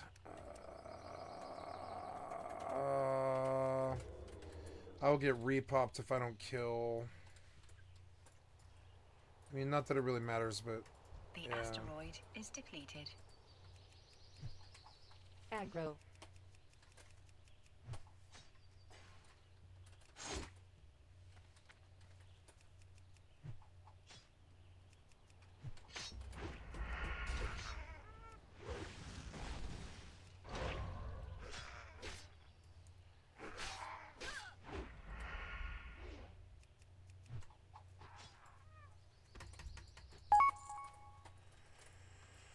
Yeah, I am. I'm looking for survival games, Dave. That, like, you understand me pretty well. The survival games are my main interest. They absolutely are. I was saying in some form, all three of these games are very, very serious survival games, like hardcore is. WoW SoD is just fun. I finished SoD yesterday, but hardcore is very serious about survival. You can fuck up and absolutely die. I've died like 12 times. Today I had someone in my party die. Like, I mean, it's like actual survival, fucking survive, like perma die. I've like lost, like, you know, like probably 40 hours of work or something. I watched somebody lose 40 hours of work today. It was just heartbreaking. It wasn't my fault, but it was just crazy, you know. So yeah, all three of these games, like Fallout 76, is very much so a survival game. You have a lot of food and water and survival stuff going on, but it's more of a mob fighter too, which is something that Beyond Human or whatever the name is. What is the name of that game? Is it like Beyond Human? No, it's not Beyond Human, is it? It's like, what's the name of that fucking game? If we look at Forest Gaming, he just did a video about it. So yeah, Once Human, excuse me. Once Human, yeah, is looking like a very good shooter, like a RPG battle simulator. The reason I play Fallout 76, Dave, is it's endless in the respect that, like, it has all these goals, kind of like Records of Eminence on Final Fantasy 11. You see them, and it just goes on forever, and it just keeps chunking out mobs procedurally for you. It never really ends, and he has you like spelunking the world all the time. And I actually really like that, and I suspect that Once Human is exactly the same, and I am very excited actually for a game that will try to kind of step to the like I would say 76 kind of, like I would say the Division and Fallout 76 kind of like what's the word, like forge the path, you know. Now we're looking for people to perfect it, because neither one of those games, Fallout 76 or The Division, are perfect games, but they're very good games. We know in the end that these are good games. They're endless. They just go on. They keep sticking zombies in front of you. They never really end, and I like that, you know. It can get kind of one and the same, like The Division, and I have a friend who plays Division 2 religiously. But yeah, Once Human is looking real good like that. There's another one coming, Dave. If you haven't looked at this one, I'll link you a video. Take a look at this one if you haven't looked at it. But another big one that I'm super excited about that I have played is Enshrouded. And Enshrouded is fucking amazing, dude. And Enshrouded, Forrest did a video on Enshrouded as well. If you haven't watched this, check out Enshrouded, which is coming in January as well. And this is another Rust game that I played that I know is verifiably fucking awesome. And I don't want to do the video on my stream because I've done it twice this week already. But I'll link you the video here. There you go. And yeah, check this shit out, dude. Enshrouded comes on January 24th, and I played this game. It's like a 9. It's up there with Fallout 76. It's a mix of Minecraft, Fallout 76, and EVE Online. It's good survival, but it's a lot more like Minecraft than it is, and it's got full terraforming. Full Minecraft terraforming in it. You can dig into the fucking side of the mountain and live in a hole in there if you want. You can build a base inside of a mountain, which is so dope. And it's got like wing gliding suits, and it's got fog and these monsters that spawn in the fog that you're always trying to like team up with people to try to kill the monsters in the fog. And I'm excited about this game if you haven't heard about it. And Enshrouded, dude, is the other big one. There's two really fucking big survival. There's kind of three if you think about it. There's 3 big survival games coming, and one of them is not really survival, but it is if you think about it. Enshrouded, that game, Once Human, they're both looking amazing. Enshrouded is really good. I played it. It's super good. And I think probably Once Human is too. And then to a lesser extent, to a different degree, Dragon's Dogma 2 is coming first quarter 2024. It's a good Christmas, Dave. We've got 3 fucking amazing games to sink into our teeth into this early quarter. I'm very excited. All 3 of them are meaty, fucking good games, like really like verifiably good games, you know? Like melee or ranged weapon that you want. The combat in Enshrouded is amazing. Personally would do just like one melee and one ranged option, but you could fill up an entire hotbar. You've got 2 of them. You could fill up an entire one with all sorts of different type of weapons if you wanted to constantly switch between them. I don't really see the usefulness in that, at least from what I've played, but you could do it if you wanted to. Now, weapons come in the various types that I mentioned. This is I don't know if Enshrouded is probably going to be as good as Once Human is, but it is good. It's like verifiably fucking Minecraft good. Oh, and then another one, Dave. There's another one. Fortnite. Lego Fortnite is so good. Lego Fortnite is so fucking good. I don't know if you played it yet, but Lego Fortnite is chef kiss. If you haven't played it with your fucking kids, you should. Lego Fortnite is so good. It's so verifiably fucking good. Lego Fortnite can't like a 9. It's like a 9.5. So good. Lego Fortnite. Yeah, for Lego Fortnite. It was so good. Blew me away. My friend number 2 told me about that one. Lego Fortnite, dude, is so good. It's so good. Shit, Lego Fortnite, man, is the best thing. I hope that Lego Fortnite gets Game of the Year. Or, well, I mean, it didn't get Game of the Year. That was Baldur's Gate 3, but they should have waited to release Lego Fortnite till next year. They might have gotten Game of the Year with it. It's super fucking good. It's, like, super good. Oh, I never used the word embezzled in any of my videos, but Gerard kept bringing it up, and he was adamant that he had not embezzled any money. Saying that we are fraudsters, that what we are doing is illegal and constitutes charity fraud, that we are using my dead mother's name to potentially embezzle money and steal is categorically false. I heard there's a new Monster Hunter game coming, Dave. Did you hear? I watched the new Skill Up yesterday, and there's a new Monster Hunter game coming. Like this year, I think like this year, yeah. There's like a new Monster Hunter game, a big one coming. New Monster Hunter, right? I think that's what I heard. I know you like those, right? Monster Hunter Wilds. Fuck yes. Thank you, GameSpot, for the excellent content for my stream. I've liked to sub to your channel. I got a stealth up here, but we're going to watch this badass video. What did this hit? This hits just a week ago. I imagine you probably knew, but if you didn't know, Monster Hunter Wilds, dude. I don't think I'm too into trying to recap the previous experience, Monster Hunter World. I don't think I'm into it. It's too old, but I will do this game. I will do this game. I missed the era. I bought Monster Hunter World on PS4. I paid $60 for it, but I didn't play it because I got my hands on Rust. And Rust just, well, in Fallout 76, and between those two games, just ate my fucking, soul. Right, yeah. Are you going back to playing World? Yeah, right. Yeah, see, dude, this looks good. This looks real good.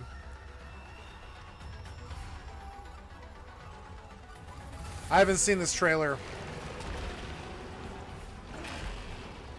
Awesome. What is it? Is it a sandstorm? It's an avalanche of sand. Get out of it.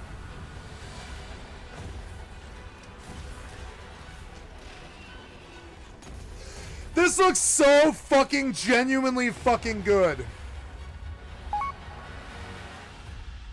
This looks so fucking good. There it is. There's the real Monster Hunter I've been looking for, I think. There it is. I wondered. I was like, Monster Hunter Wilds. Yep. There it is. Squaresoft. Can't go wrong. You know what I'm saying? Fuck yes. Woo! Now there's a game. I know World's good. I just didn't. I missed the era. I was living in the madhouse for 2 fucking years. Lost my girlfriend because the man threatened to fucking kill her if she didn't fucking leave the house. And like and I like the last time that Monster Hunter was around, I missed the era. But this time I'm not gonna miss it. I'm not gonna miss Dragon's Dogma. I missed Dragon's Dogma. Like I missed Monster Hunter World. I'm not missing Monster Hunter Wilds this time. It's gonna be fucking amazing, People have been saying it's the follow-up for Monster Hunter World, which is even better. It is. It's the it's like Monster Hunter World 2, man. It's gonna be so fucking good. Square's been working their fucking ass off on that. I'm excited. Means it's simple. It means theft or misappropriation of funds placed in It's one's good time. trust. With the Dragon's Dogma 2 is gonna eat my fucking soul. Dude, there's so many good games coming. I don't think I have the time. I don't think I have the time anymore. It's like, ugh. Included that money from bits, subs, and merch raised by Indieland wasn't going to the Open Hand Foundation. And not only that, this means all the bits, subs, and all of that extra revenue that Gerard promised us would go to Open Hand wasn't sent over either. This is a pretty specific claim. I mean, how on earth would I know that if I was using bad math and missing information, as Gerard asserts? And these accusations are the result of bad math and missing information. And yet, I was correct, and Gerard admitted this in his response. Income from Twitch subscriptions and bits, along with merchandise, have offset some of the production costs. So to say the money is missing is simply wrong. This was shocking to me. Does Gerard not understand that he is admitting to embezzlement here? This came out To be clear, today. a charity using donations to cover expenses. I played the first one. I did the whole story. That was fun. I like to fight the huge red dragon at the end of it. Yeah, I've played in Monster Hunter World for like an hour. And I was like, this seems like an amazing fucking game, but I just don't have the time. I I had a full-time clan. Like, that was the Dog and Lucky and John and Dalt days. Like, I was in a full-time clan. We were clocking, you know, I don't know what it was, like 100-hour weeks, you know. I just did not have the time, unfortunately. Oh, Dragon's Dogma. Oh, yeah. Oh, yeah, did the whole story. Yeah, see, now, I've never beaten Dragon's Dogma. I've been playing it. I love Dragon's Dogma, but I have not beaten it. It's such a big, fucking, long game. I need to restart, I think, because, like, I don't need to restart, but I kind of, I don't know. I've got a good character, but I kind of lost about where I am in the story, sort of. I have no idea where to go or what to do. And that part sucks. It's kind of an old game. I'd rather dedicate to Dragon's Dogma 2 than 1, because I don't know if you recall, Dave, but the inventory system in Dragon's Dogma is actually fairly old and kind of clunky and annoying to use. It's like an old kind of crappy system a little bit. But yeah, it's you know, they sell it for cheap these days. You can probably get it for like $5 on the sale sooner or later. Oh, this guy's aggro me, huh? Oh, I better be careful. Can't die on hardcore.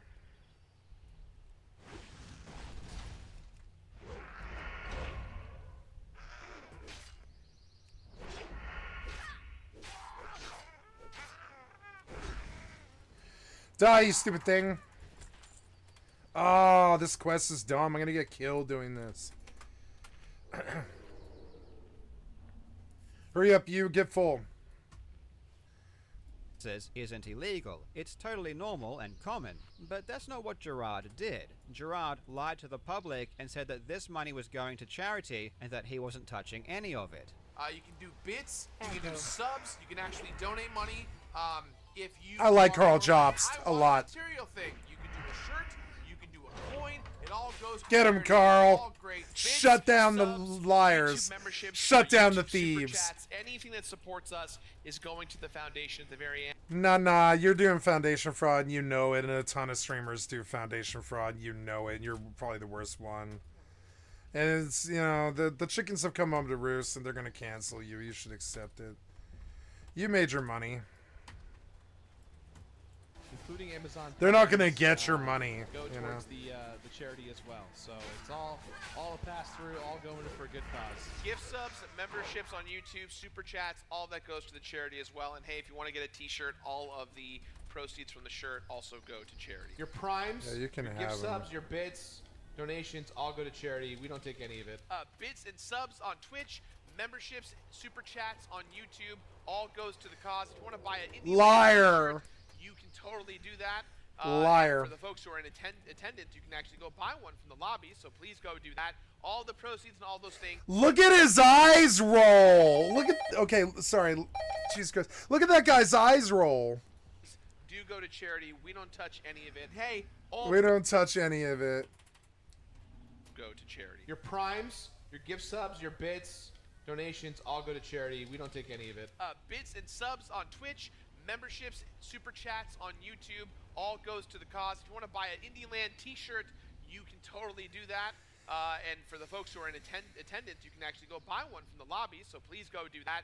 All the proceeds and all those things do go to charity. We don't touch any of it. Hey, all bits, all subscriptions, and all donations go directly to charity. We're taking none of it. It's all for We're taking none of it. cause. Gift subs, memberships on YouTube, super chats, all He that says goes this to a charity lot. as well. He says this a Everything on lot. stream today, whether you're donating bits or subs or donations towards any goals via the Tiltify account, if you buy a T-shirt, anything like that, all the money goes towards dementia research.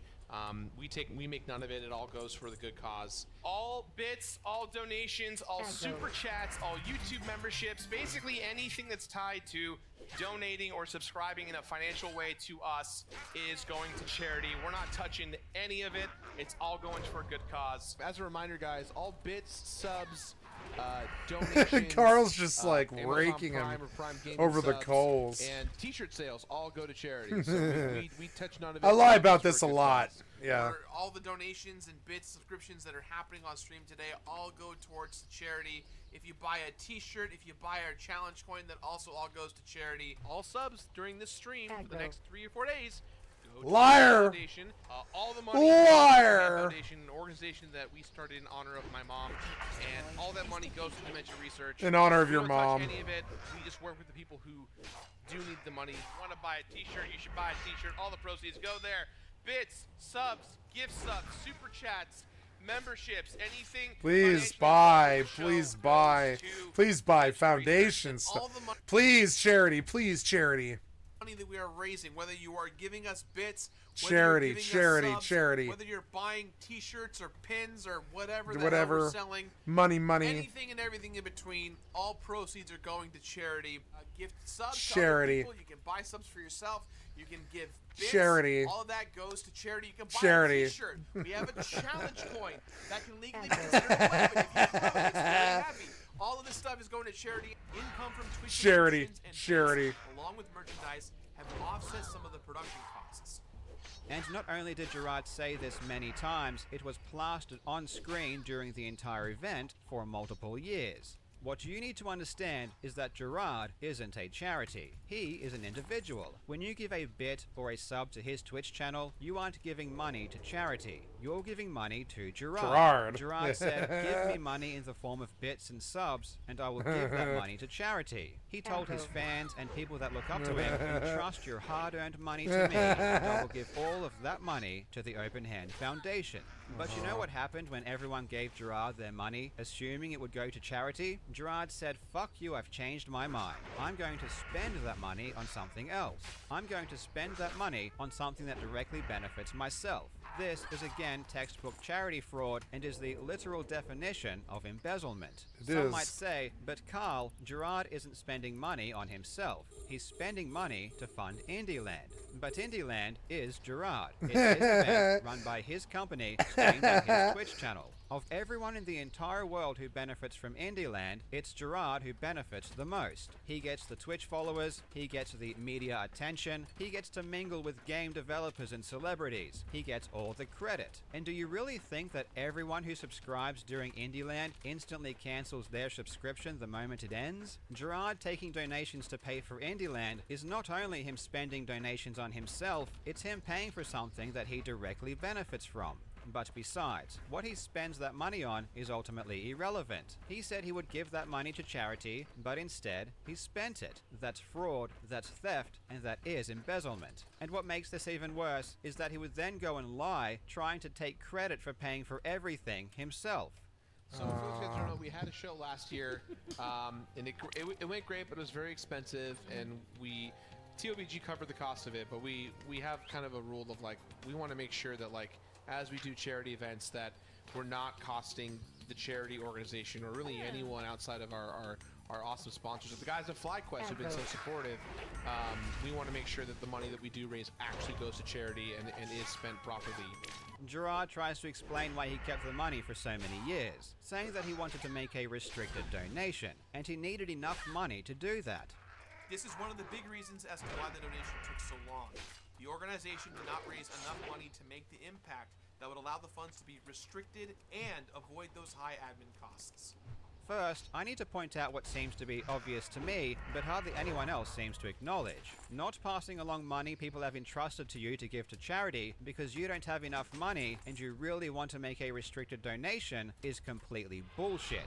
That is not a sufficient reason to hold funds. This is a completely unnecessary hurdle to place. If you, as an entity, already have a lot of money and you want your donation to be restricted, so be it. But if you keep other people's money and mislead people because of your grandiose vision of how you think you should impact the world, you're just a pile of garbage. At minimum, you should have asked the public first if this was okay, and the fact that you didn't shows a total disrespect for the property of others. But let's be honest, this excuse is just another lie. Oh, it's a two-hander. Remember, I emailed the 47 Open Hand silver. Foundation over a month Not ago, bad, though. asking them why they haven't donated. It's got the good money. stats. Did Oh, yeah, Gerard 47 forget silver, that? not He bad. certainly hopes you did. Let me refresh your memory. Nicely In done, the official adventurer. Open Hand And response. you don't look too worse for wear, even with those berserk trogs about. I'm going to keep my eye on you. You show some promise. You show some promise. 1094, 1372. I'll take the Trog Slicer and I'll crack it. Two-hander swords out the yin-yang for some reason. Got a nice catch greater magic off that though, which is good, and we'll make some wands. Oh, I'm capped. Oh, no, I'm capped. Oops. That sucks. Well, okay. Now I hearth, I'm full. Or, well... Okay, but I can play... can I play this for free? Because I've never played it before. World of Warcraft? Yes, you can. I don't think you can do a Season of Discovery unless you buy it. But you can, yes, you can definitely play World of Warcraft for free until level 20 and see if you like it. All you got to do is go, if you have, I don't know if you have Battle.net, but if you don't have Battle.net, you've got to install Battle.net. It looks like this. And then it'll ask you if you want to install World of Warcraft, and you can install it. You can make an account. You can play for free up until level 20. And World of Warcraft is one of the most popular games in the world right now. It's not always, but it is right now because of Season of Discovery. It's not a bad game to stream right now. It's right now, viewership-wise, World of Warcraft is looking like this. Oops. World of Warcraft is looking like... So it gets interesting. So chickens are out of stock now, chat. No. It's got 10 million followers and 35,000 viewers, which is, I believe, like top 3 or top 5 games in the world right now. So if you want a very hot topical, like this game is topical right now. It's big in the world's minds. A very, very, very popular game right now. This is the time to play, Dave, and if you like it, come play Season of Discovery. It's actually very fun. It's for the people who've never played before, like you, and the people for me. They added a whole bunch of new stuff to old classic World of Warcraft, vanilla World of Warcraft. They added a whole bunch of new stuff called Season of Discovery. Really fun experience, but you gotta buy the game to do that. If you just want to play the game, you can play classic World of Warcraft for free, I believe. Yeah, I'm fairly sure. They might make you buy it. If not, you can play retail for free. Retail's free, I think. You might have to buy World of Warcraft. I can also I can give you a recruit a friend for code if you want. Yeah, I don't know if there's still like recruit a friend, but I can get you the whole game for I can get you a whole game for a month for free. The whole game for free. For a month, so you can try it if you want. Yep.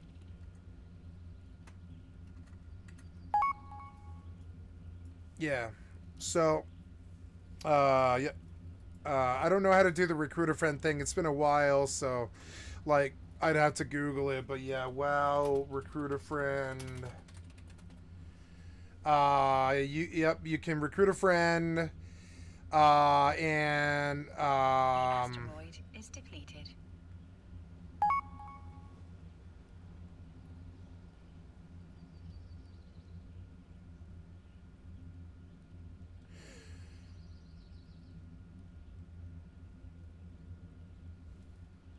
Just for don't do nothing for now, just watch. Yeah. Well, yeah, like, I'm playing hardcore, Dave, which means that if I die, I lose the character, and it was very popular. You've seen the the funny YouTube videos of WoW hardcore deaths. That's the mode I'm playing.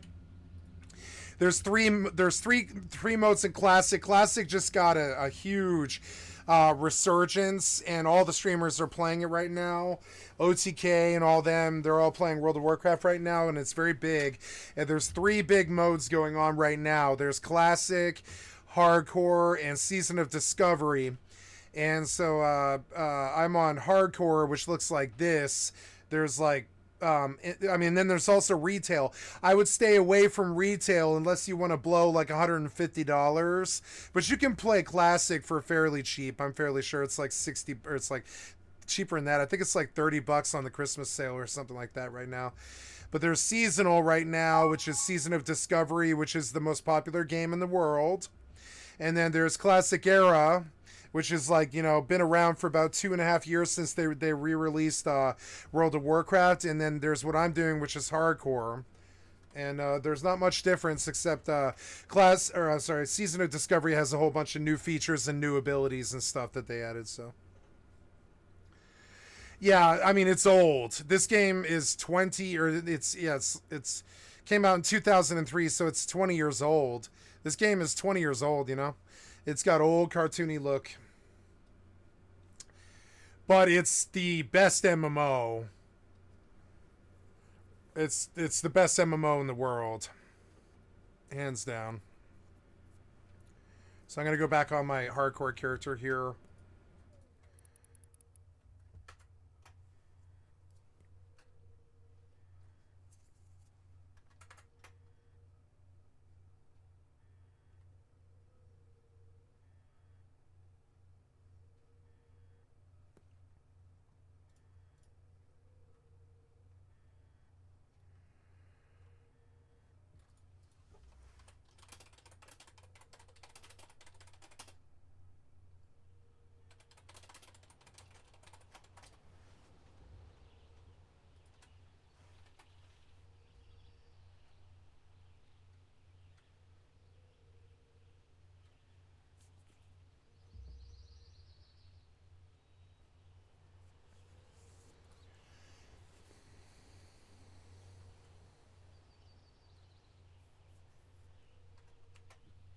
Huh. It used to be better. It used to be if your friend wanted to play for a month, you could get him a month for free. From Jacques, the vice president of the Open Hand Foundation, he said they had it donated because they didn't know who to donate to. They said they were still looking for a beneficiary and even asked me if I had suggestions. We even asked Gerard why he hadn't donated the money, and he said that he only found out recently and that it was not fucking cool that no money had been donated. I was made aware in 2021 when the money hadn't moved yet, and that's what made me go, that's not fucking cool, and that's when I got personally involved to move it. So we asked multiple people from the Open Hand Foundation, and none of them mentioned anything about waiting for a restricted donation. Now, a month later, their story has completely changed. Apparently, this was the plan all along. And you know what's really interesting? They only donated $600,000. Oh, I dinged. They had more than that amount of money over a year ago in 2022. We're almost in 2024. Isn't it convenient that $600,000 is suddenly enough to be a restricted donation, when over a year ago it wasn't? This hurdle seemed to magically vanish as soon as someone discovered they hadn't donated any money. In fact, I can prove this hurdle never even existed. You can go to the AFTD website right now and choose exactly where your donation goes. You don't need to donate $600,000, and you don't even need to steal donations for 10 years to do it. And the icing on the cake is that when me and Mutaha spoke with Gerard, he outright admitted the only reason they were looking to donate the money now is because he was faced with the prospect of this going public. Yeah, that makes sense. So as of now, the money, as far as your understanding, that $660,000 roughly, is still sitting in your that charity account, waiting for the benefactor at the right time. I mean, as of this week, we've been having conversations about moving. When they lay it out, he's like, 660 grand. I don't have that, because he spent it all. As today or tomorrow, just because the pressure I got from you guys, if I'm being quite honest.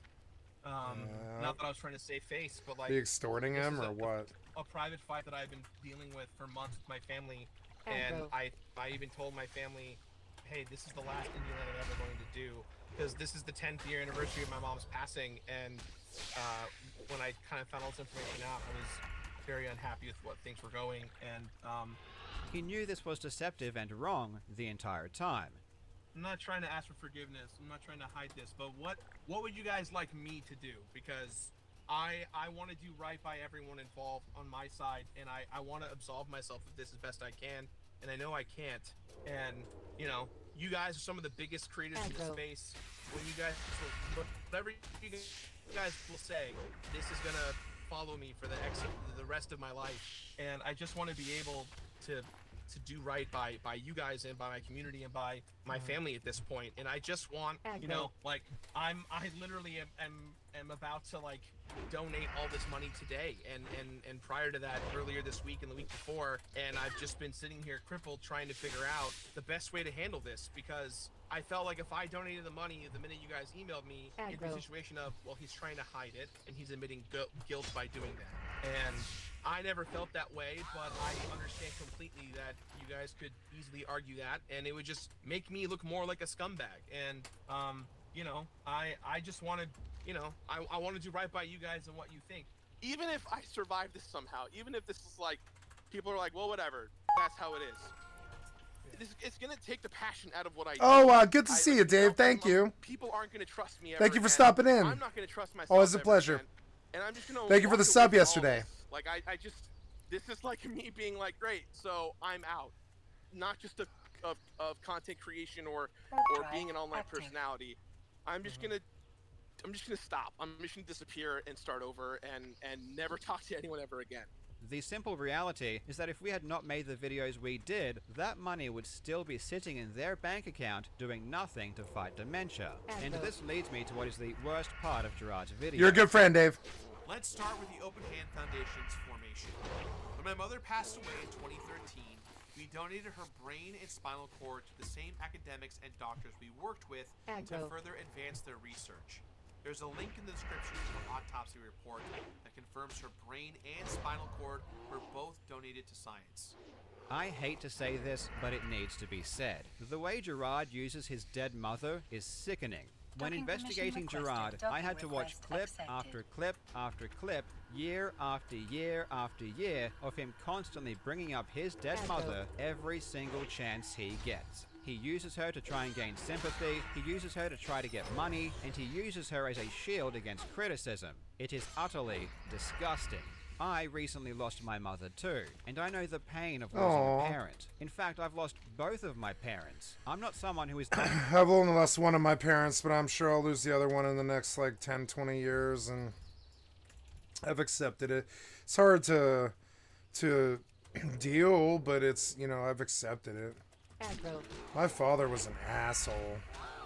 Of how that feels, but seeing Gerard use his mother's death as a weapon and a shield is messed up on so many levels that it makes me feel nauseous. He brings her up again multiple times in this video, and every single time was not only unnecessary, it was completely inappropriate and manipulative. With all of this being said, there was one thing I did get wrong. I said the tax filings weren't signed. In saying that, however, these filings don't seem to be done properly, and they aren't even signed, which is definitely a legal requirement. The Foundation files all their taxes electronically, which does not require a physical signature on the actual forms. Only e-file authorization forms that are sent from a certified public accountant for electronic signature. Not only is this legal, but it is the industry standard for filing taxes here in the United States.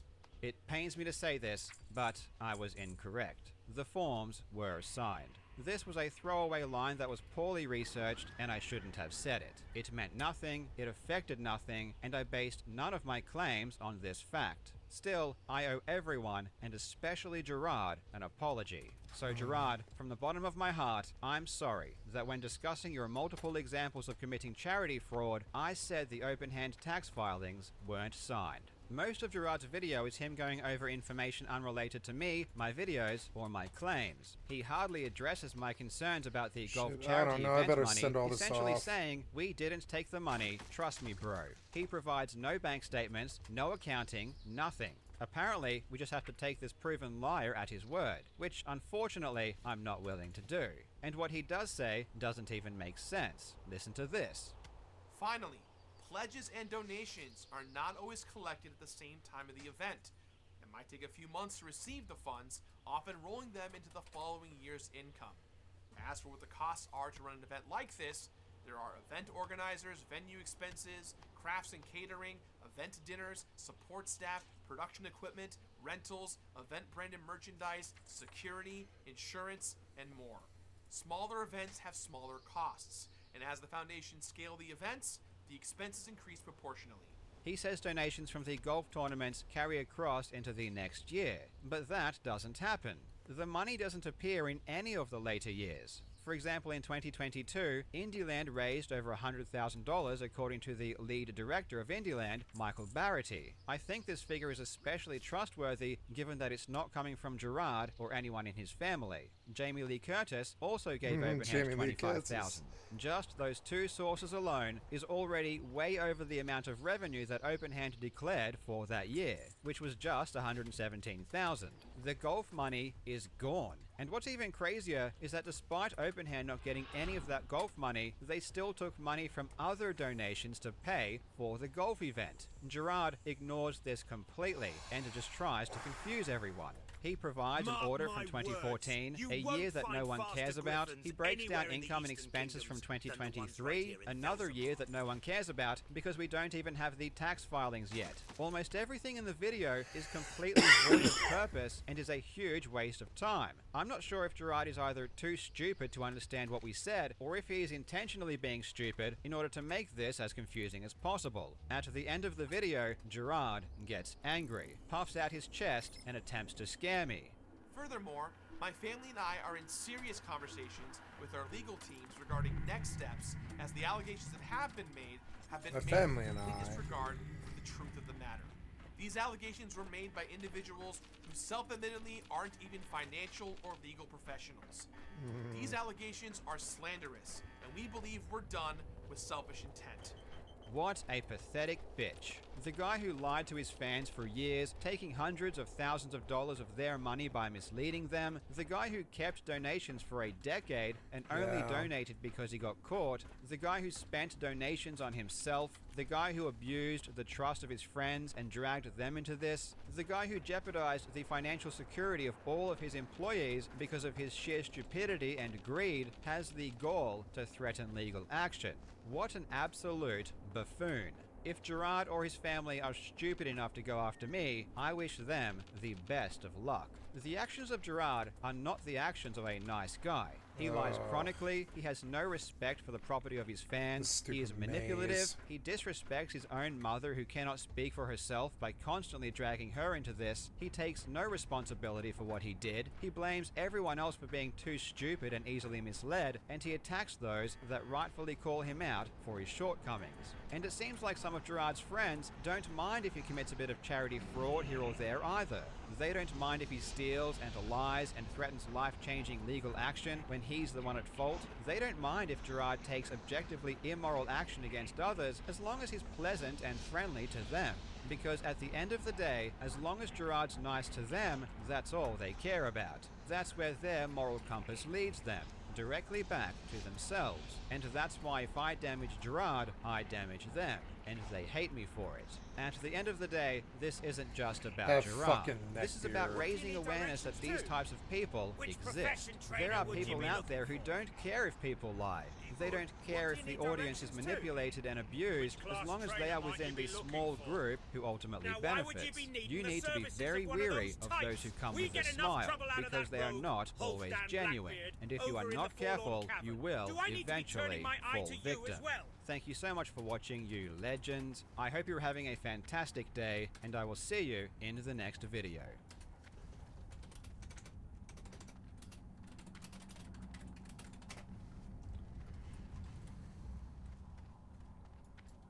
Making a special purchase?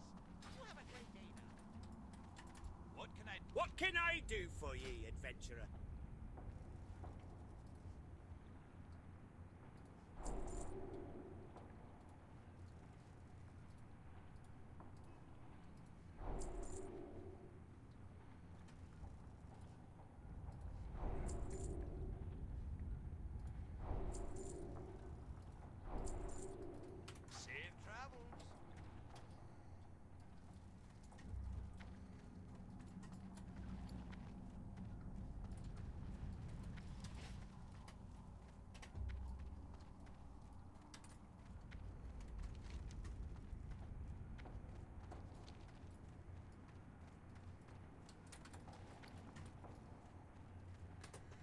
At least I have the money to fly.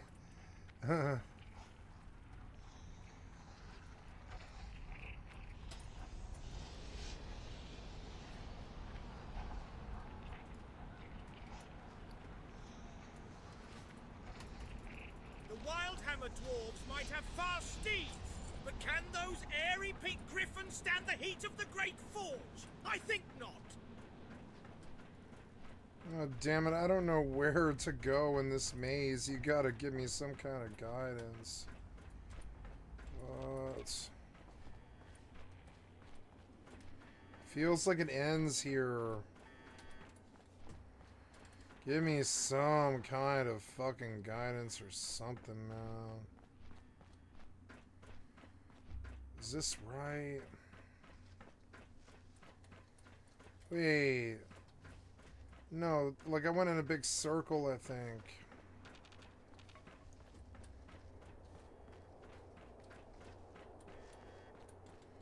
Let's follow the wall, I guess.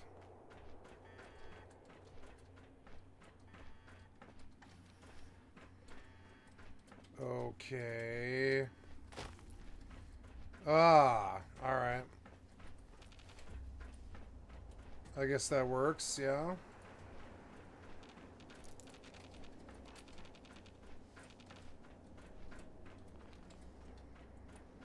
Oh, wait, no, this just, like, brought me back here. I guess it was all the same.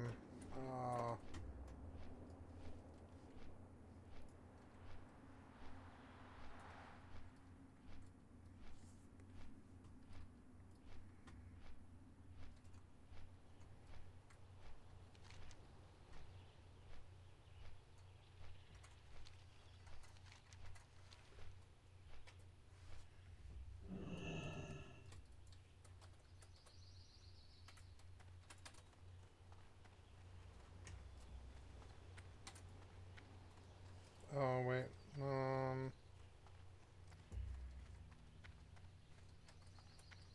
He's not there, though.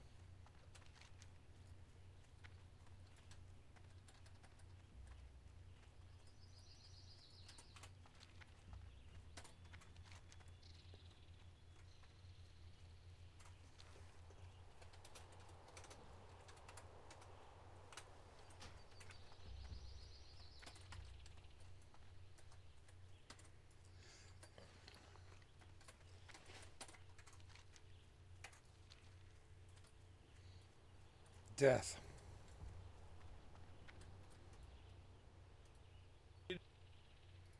And their new lineup of carry-on suitcases. Thank you, Skill Up, for the excellent content from my stream. I've liked and subbed to your channel. This is from 1 hour ago. Very current.